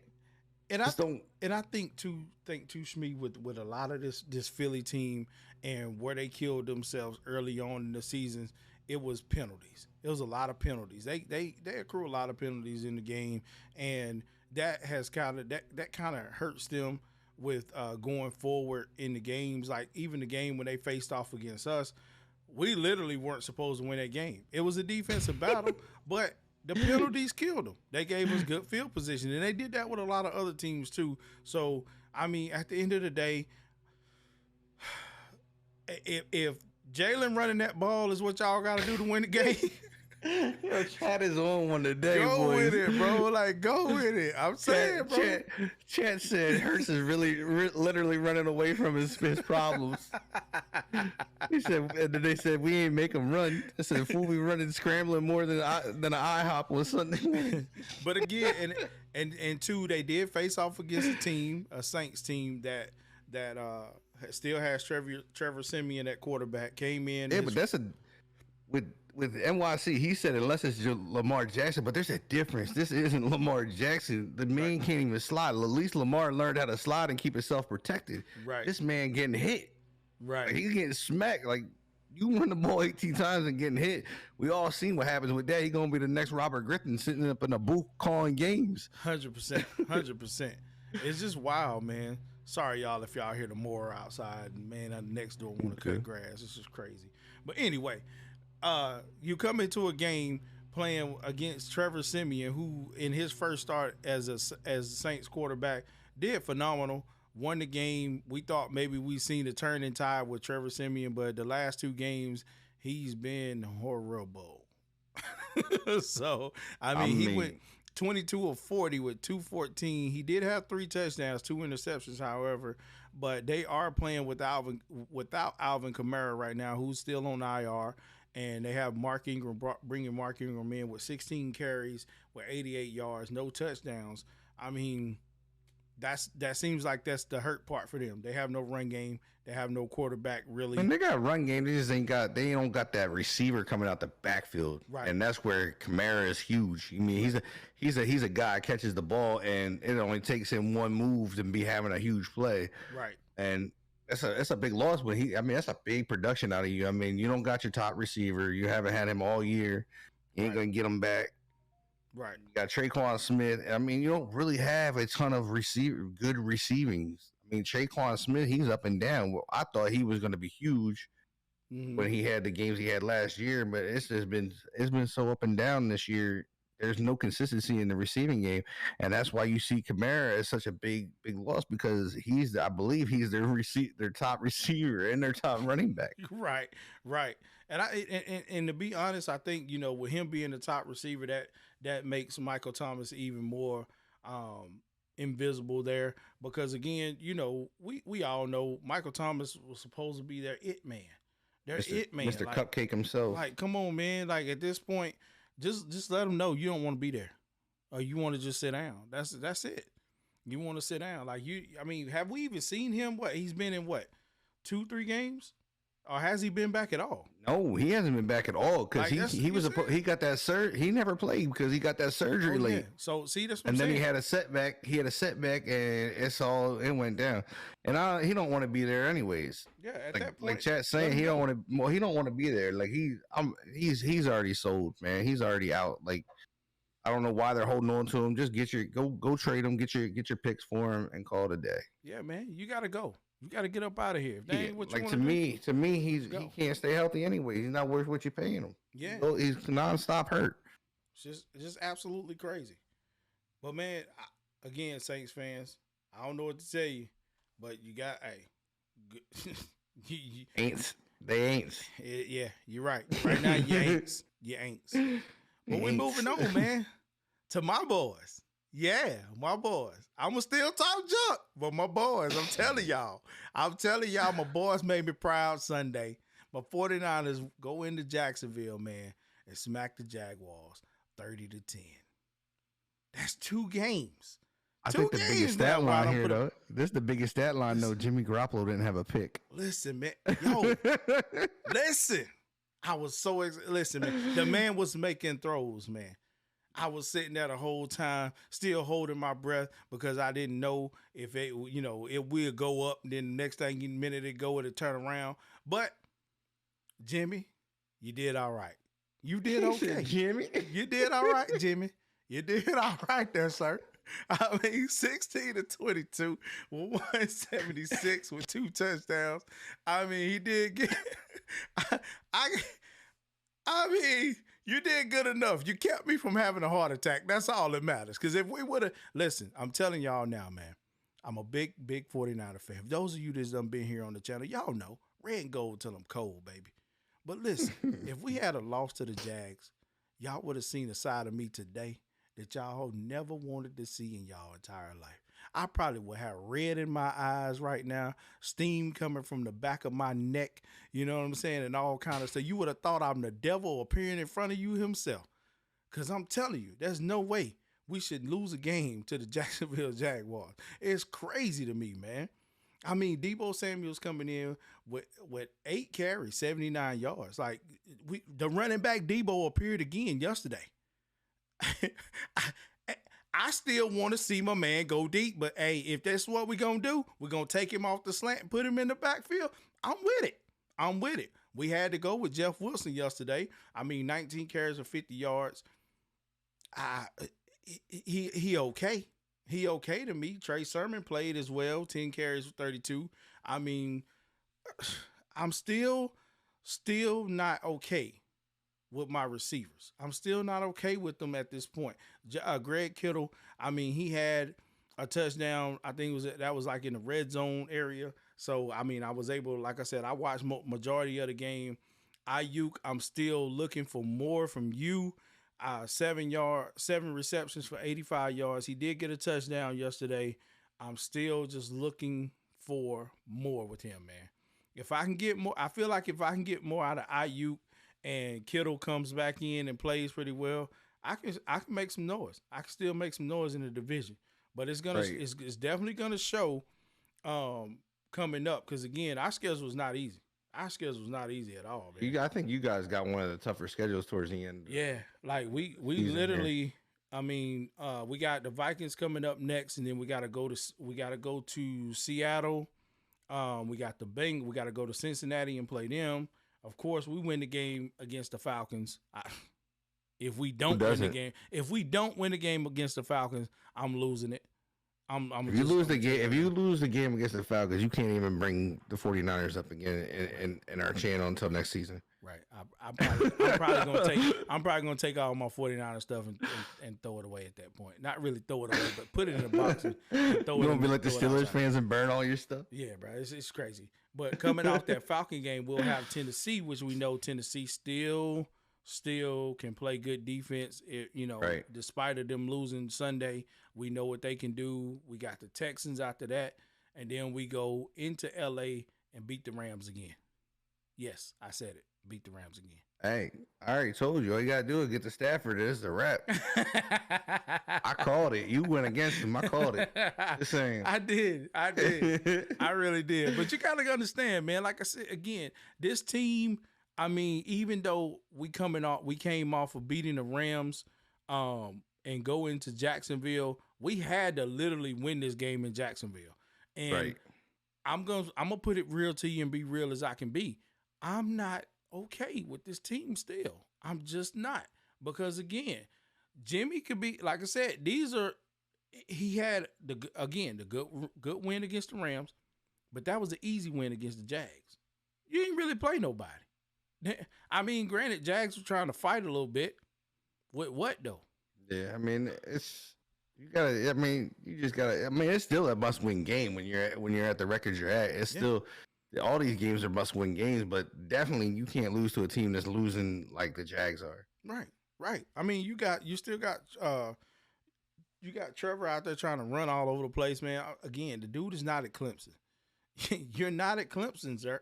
Well, that's what I brought up to you earlier. Like when we were talking, like I read an article that they're still trying to figure out how to develop them. I'm like, bro, you're in week what? And you're still trying to figure out how to develop the guy? Like what you plan on doing? Putting him in the pocket next year, not letting him run? Like, come on, man. Like bro, this season's so weird, man. I'm telling you, it really is, man. It really is. But my boy's going to take the victory, man. 30-10. I'm excited. I'm still gonna keep talking junk, and we're gonna keep getting wins as long as I keep talking junk. Y'all hold me to that, chat. Y'all hold me to that, viewers. Definitely hold me to it again, listeners. I'm gonna keep talking junk. I'm gonna just keep talking junk about my team. If talking smack about my own team equals wins, count me in, G. Keep talking, bro. Whatever. Count me in, G. I'm there. Let's get it. But moving on, man, we had the Bengals taking on the Ravens. Not the Ravens, the Raiders. I'm sorry. Got the two mixed up. Man, now how you get that mixed up? There's two different teams. One's winning, one's losing. Well, you know, they're both kind of losing right now. When I talk about the Raiders, man, I like to laugh. I like to laugh, man. I like to really laugh because it's funny to me. It's funny. I had a bunch of Raider fans, you know, at the beginning of the year, and the one in particular, I know he's probably not in the chat, but if he's lurking, if you're somewhere around, I know he probably gonna see it. Room Raider, I'm calling you out, sir. I'm calling you out, sir. No, I wasn't gonna do it, call no names, but I'm calling them out. Room Raider, report to the water wheel. All that smack you was talking at the beginning of the season on how the Raiders was going to do this. Well, I mean, they had a team at the beginning of the season too, bro. Listen, I'm gonna need you to go pack your stuff up, man. It's okay. A lot of drama, bro. A lot of drama out there right now. 100% it is. Pack your stuff up, but at the end of the day, man, don't do it. Don't. Well, it's not even just the coach. I mean, you lost your receiver, you lost your cornerback, and your coach. There's a lot of that's a lot of mess out there, man. Like this is one of those games that like didn't even appeal to me. You know what I mean? Like I didn't have nothing to do with it. Like I don't even know what happened in the game. Well, one of the things that happened in the day was Mixon had a huge day. 30 carries, 123 with 2 touchdowns. Mixon thrashed him. He thrashed him. I feel like I think Joe Mixon's underrated. in the league. Yeah. Honestly, I honestly believe that. I think that man. I wish that I wish that man would get to a different team that actually knew how to run the ball, because I think you see something special out of him. I mean, we talked about this earlier with Jonathan Taylor's situation. Mhm. It's simply the fact that he's on a team that doesn't get a Almost. lot of recognition. Right. That's what it all boils down to.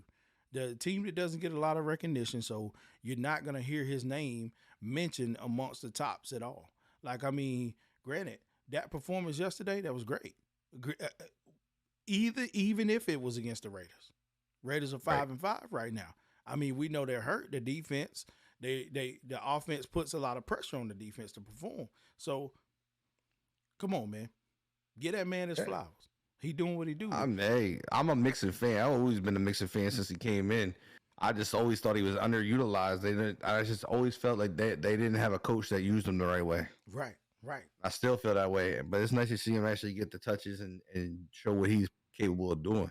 Absolutely. And in the Bengals setting right now, the 6-4 record, I mean, to me, they're okay over there.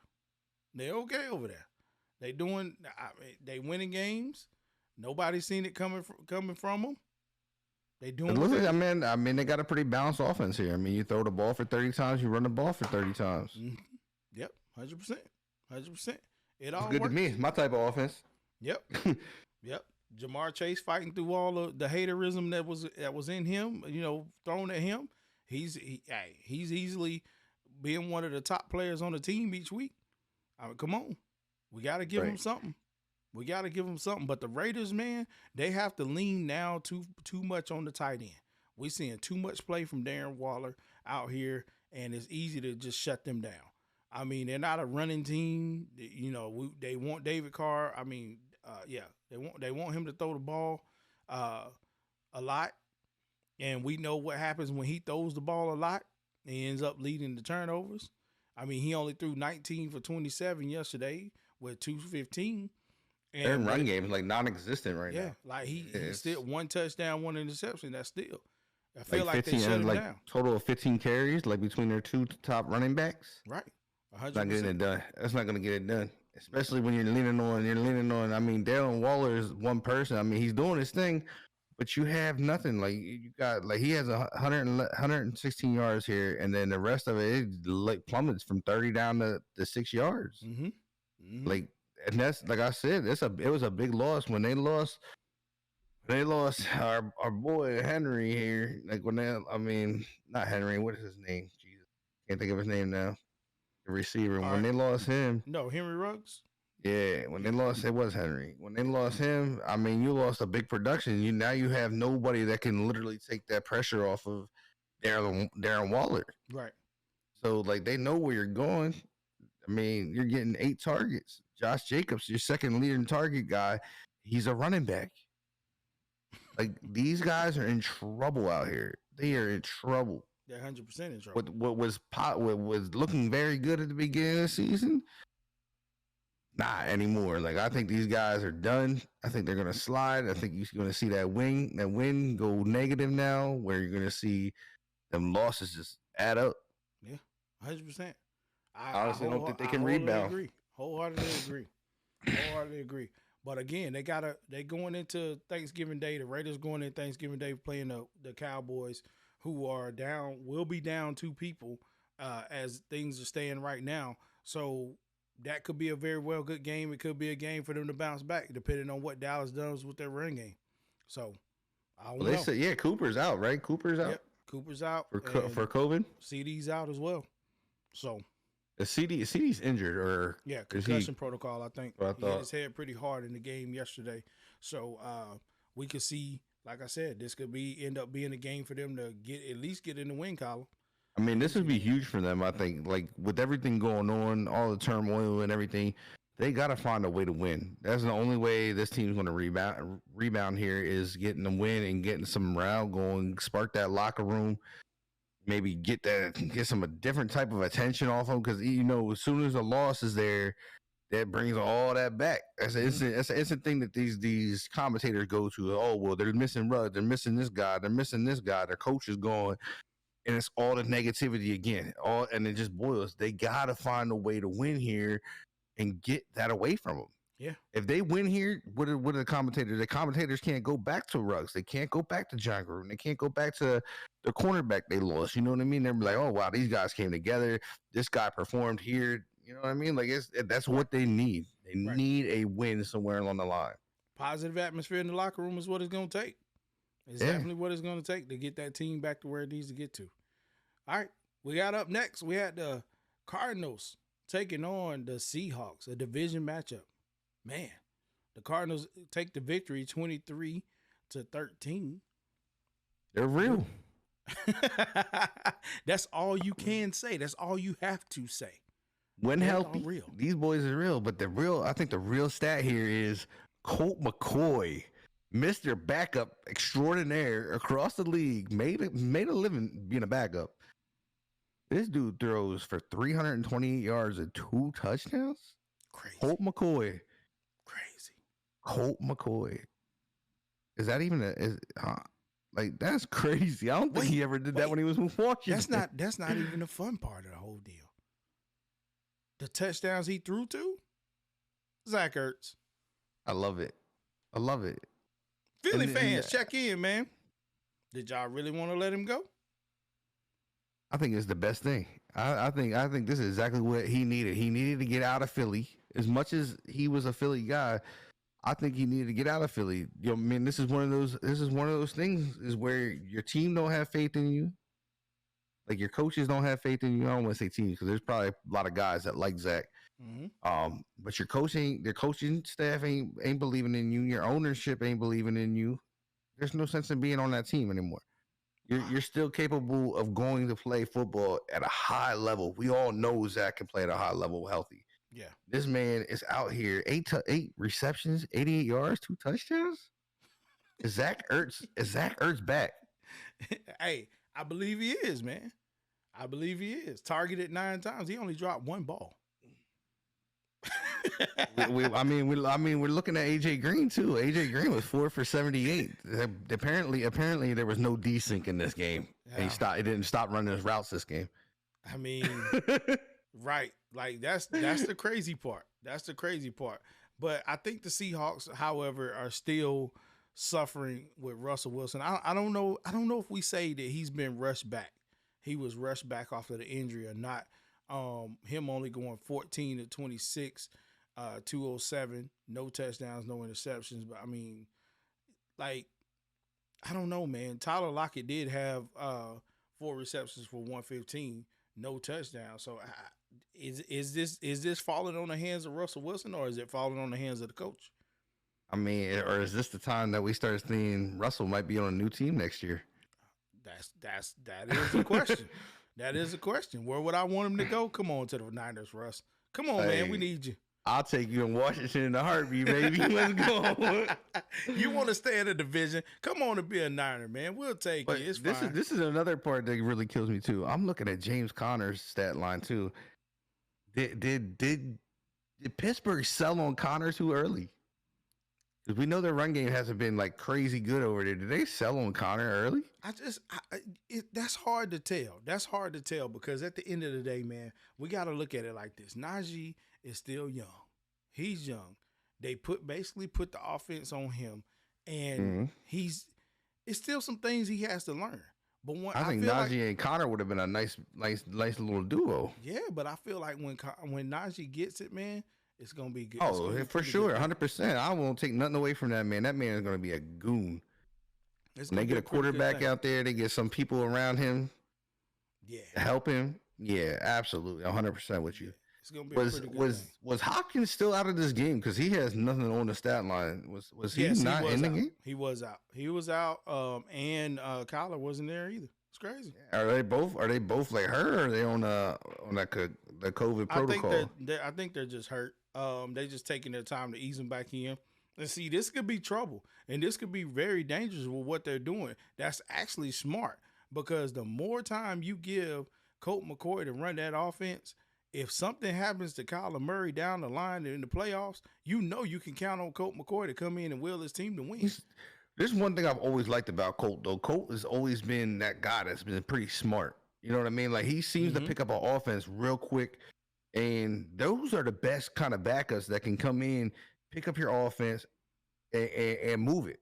Mm-hmm. And as you see, he has it. He apparently picked it up. Yeah. You know what I mean? Like he's apparently picking it up and he ran the ball. I've not ever seen Colt McCoy throw the ball 44 times in a game, but yeah. Hey, he's thriving in this style offense. I mean, he thrived when he was Washington. He just didn't get the shot. Like he really didn't. It's that quarterback carousel, man. It's a scary thing, and I hate it because when you get in them quarterback things, like I hate I'm always a firm believer. Let the quarterback work through it. Like if he's struggling, let him work through it. Right. And if he doesn't come out of it, then make your move. I mean, yeah, you take L's. I know it's about winning, but most of the time, the guy you're bringing in behind him ain't even that good to bring it back. Yeah, he's worse. It's just crazy. That's why you have a third string and a second string and a practice squad quarterback. But shout out to him, man. Shout out to Colt McCoy for coming in, doing his thing in the midst of, Kyler Murray being absent, setting that team up for more greatness. Because again, that 9-2, man. Who would have thought that could be a major help going into? Do we think the Texans are the Texans kicking themselves in the butt now? Yeah. 100%. They got what? They got JJ Watt over there. They got Hopkins over there. 100%. Like, I think the Texans still thinking they were gonna get Deshaun. Not happening. He's chilling. He's at home eating ramen noodles, kicking his feet up, probably playing man. I mean, he gotta do something because he ain't getting on the field. Then that's a wild thing down there too. Is like I get he's got everything going on. How do you not play him if he's able to play? He's not in trouble by the league. There's nothing been proved yet. You don't like how do you sit a 25-year-old quarterback? You put that man out there, it's gonna be a bunch just of people let him play. Out there going crazy, man. You don't want just let him play. Nah, you don't want all that. We playing, bro. Like if I'm paying you that much money and you getting paid that much money, to sit at home and play Madden? Oh no. You get on the field, bro. Until they prove there's not a guilty charge. Yeah, there's a lot of accusations. But look, you playing.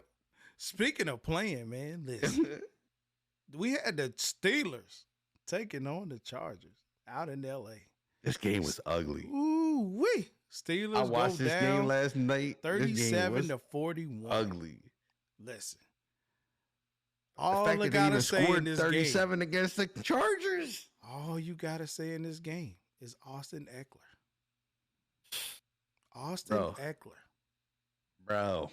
Another crazy day from a back, man. Right. 4 touchdowns. In the league switch. He rushed 11 carries, 50 yards, 2 TDs. He was receiving 6 catches for 65 yards and 2 TDs. I mean, 7 targets. He dropped 1 ball. I think the wild stat, though, here is that our boy Justin Herbert had 90 yards on the ground. Yeah, bro. Like, what? I needed every single piece of it. Thank you, Justin Herbert. Thank you for doing it. Was you down last night, man? Were you down bad last night in fantasy? I was down bad in fantasy yesterday because I faced Jonathan Taylor. And I needed some help. Thank you, Justin Herbert. Thank you so very much, sir, for doing what you're supposed to do yesterday. Sorry, Steeler fans, but I didn't. I was pulling for the Chargers. I had to. I had the quarterback. That's the only way I could do it. but again, the Steelers, I mean, it's not that bad. Not bad at all. I mean, Ben Roethlisberger's goal for 28 out of 44. That's probably the best game he's had in a while, man. Yeah, I mean, 273 with 3 touchdowns. That's really good for being what coming off of coming off of that whole Detroit thing. Like, bro, we had and Claypool showing up as well with 5 receptions for 93 yards. Like, Claypool was actually making plays. I was surprised, but when the game first started out, I did watch a good bit of it. And he made that one play. I was like, this dude's really out here trying to sell himself to get hurt. Like, come on, man. Like, what are you doing right now? Like, you got to stop. You got to stop with that. But, I mean, however, the Chargers just seemed like they were a little too strong. We finally got a performance from Keenan Allen. who everybody always talks about, like Keenan Allen needs to step up. The man had 9 receptions for 112. He didn't have a touchdown, but that's still big from Keenan Allen because he always Right. is disappeared on Sundays when the He's when the been Chargers he's been play. quiet. He's been pretty So quiet. we got to give again. We give the Chargers their flowers. They take the win, 41-37, and hey, Steelers, I need y'all to pick it back up. Pick it back up a little bit. It's okay. You lost to a good team that played good. That's all you can say. That's all you can say. But Ugly man, game. it's just wild. But No again, defense, man. No defense. This is that Chargers defense. Like I said, like one that week they're stifling, and the next week there's no defense. yeah. Sunday, any given Sunday, man. Any given Sunday. Any given Sunday, you will see something different. That's all I can tell you. But moving on to tonight's matchup, man. Tonight, as y'all will be tuning in, man. We got the Monday night matchup against the Giants, taking on Tampa Bay down in Tampa Bay, man. Ooh, this right here could set to be something that we could probably see Tom Brady get another L. And the only reason I say that is because I think tonight the Giants are getting back Saquon Barkley.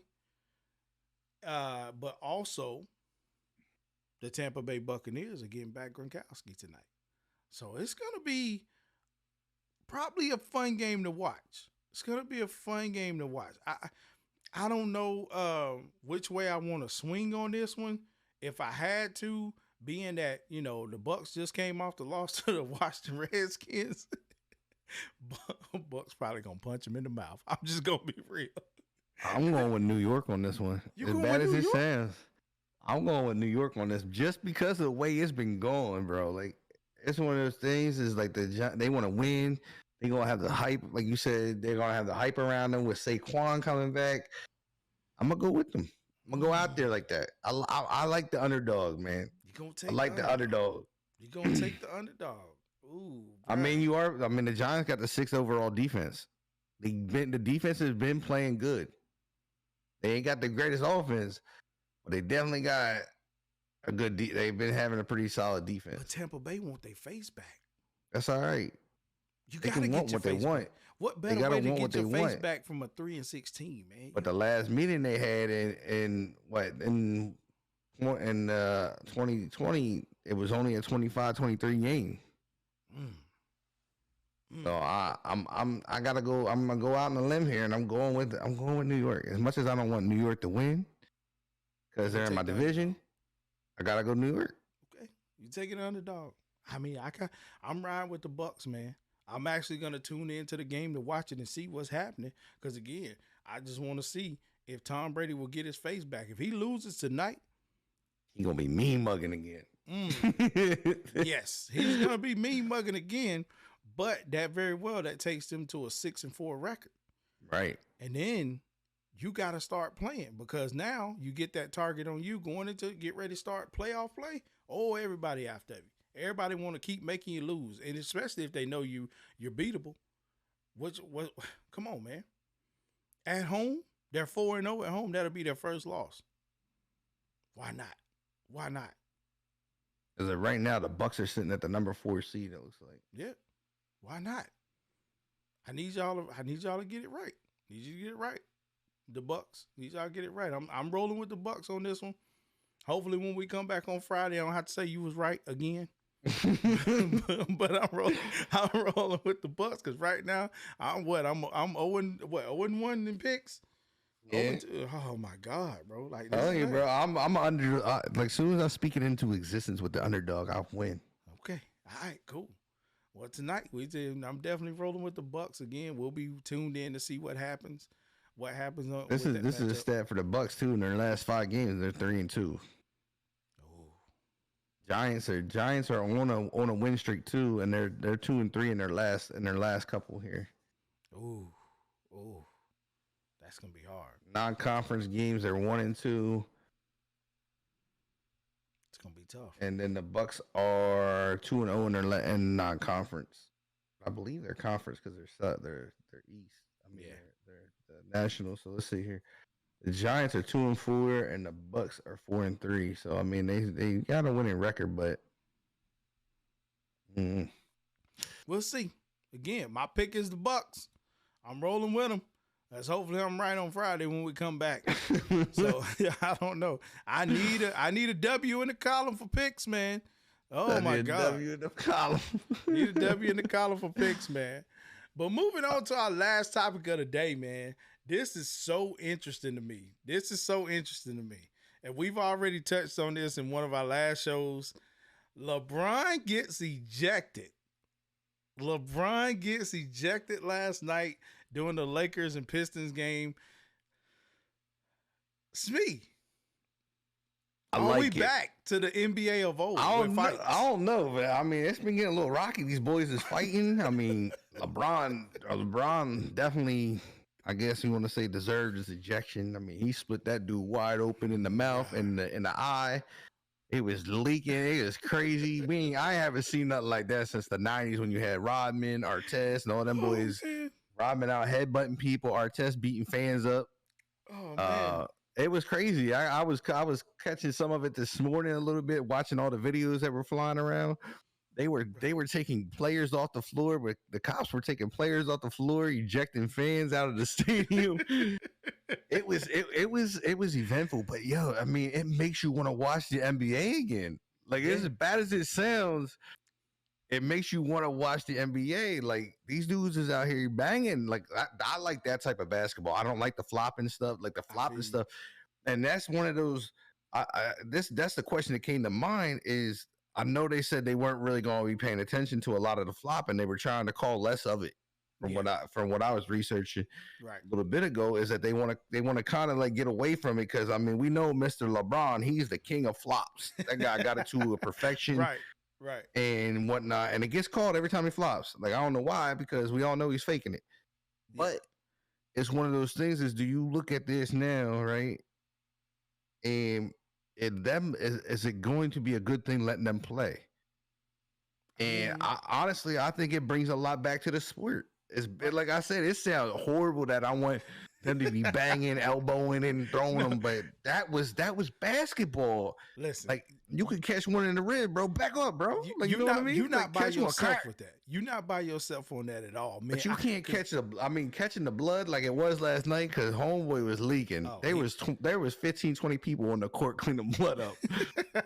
He was definitely leaking. And the person we speak of is Isaiah Stewart of the Pistons, man. He definitely. It was an incident. They were shooting free throws, and LeBron backed into him with an elbow, caught him in the face. I think it was like in the eye. So I don't know if he was bleeding from the temple. Caught him in the right eye. Caught him above his eyebrow, I believe. When you watch the video, it definitely looks like just LeBron was kind of, knew he done it and was kind of trying to, chill, my bad. LeBron tried to say he didn't do it, though. That's the thing. He's like, I seen something LeBron said he didn't know he did it. Like, he didn't know he hit him like that in the face. But at the end of the day, I go on the stance and say this, that Isaiah Stewart was probably just trying to show, hey, I'm tough. LeBron ain't, I ain't no guy here, LeBron. So you getting ready to get this work. And before you know it, it looked like they had beat him into a pulp, because his eyes bleeding and his lip is bleeding. So I'm like, yo, like, wait a minute. Like, come on, man. But I'm with you on this. I love the fact that we seeing this style play on the court again. It makes you want to watch the game, because it takes me back to the days when you had the Larry Johnson Hornet days playing the Miami Heat, Lonzo Mourning days. Like, come on, man.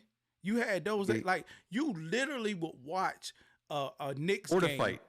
Just to watch for the fight. I don't care who they could when be Charles playing Barkley Miami. Was on, you were tuned in, boy. Yeah, bro. You knew it was going down. If they was on the foul line, somebody was getting ready to go they didn't even have to even push each other.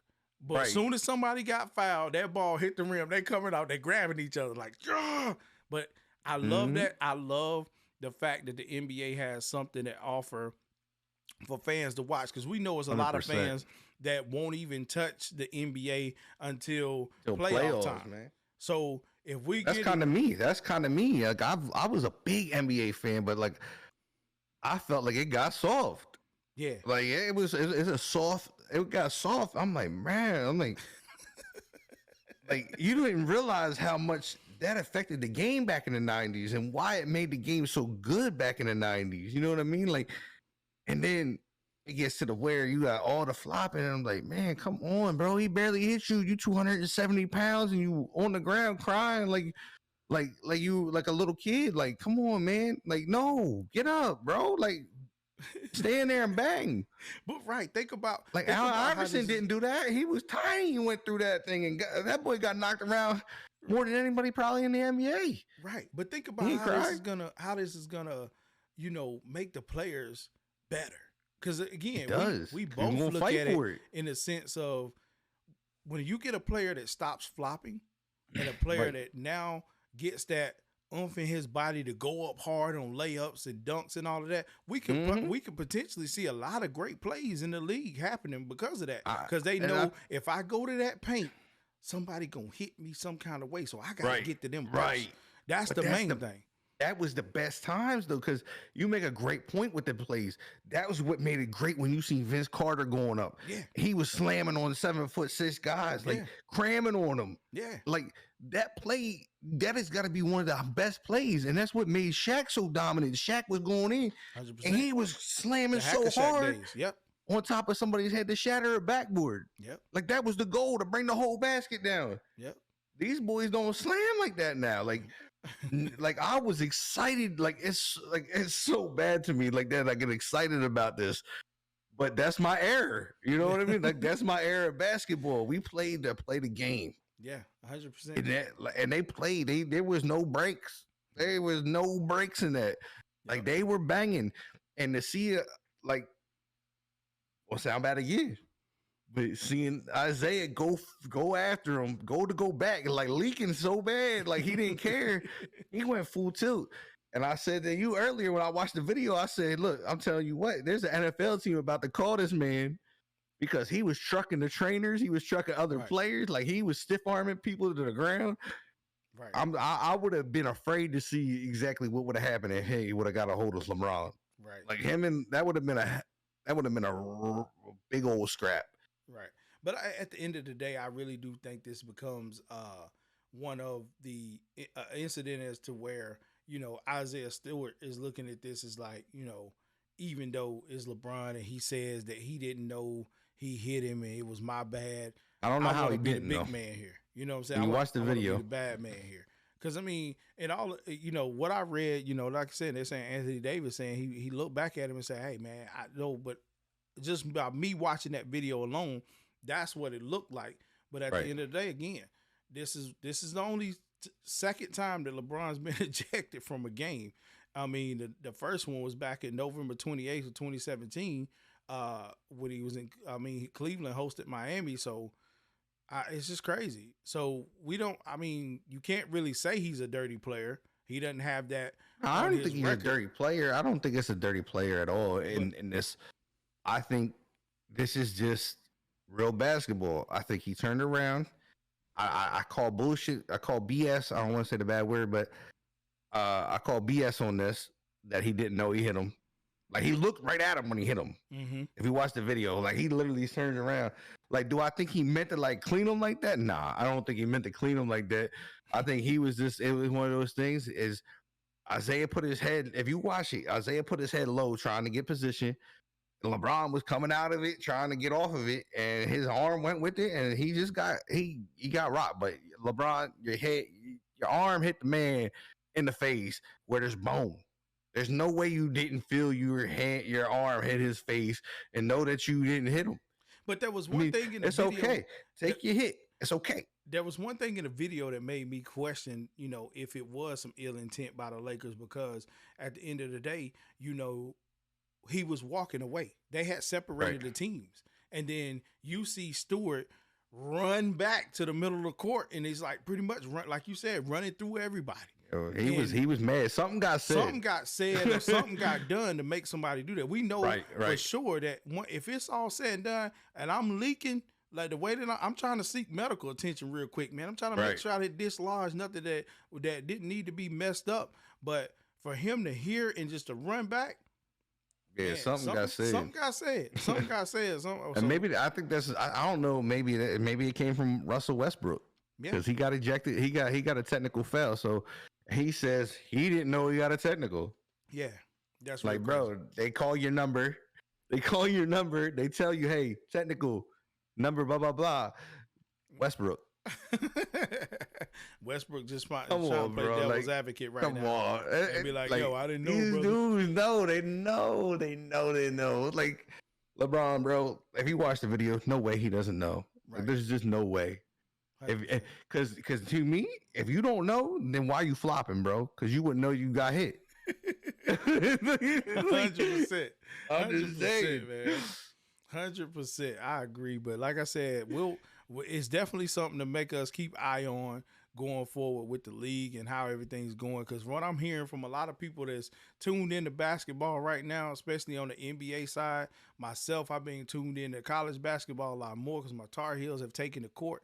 And again, I want them to win the national championship. I don't care if they at the start of the year, my Tar Heels are winning. But if it takes for me to switch over and get to the NBA right now and start watching because there's some excitement going on, I'm in. I'm all the way in on that one, man.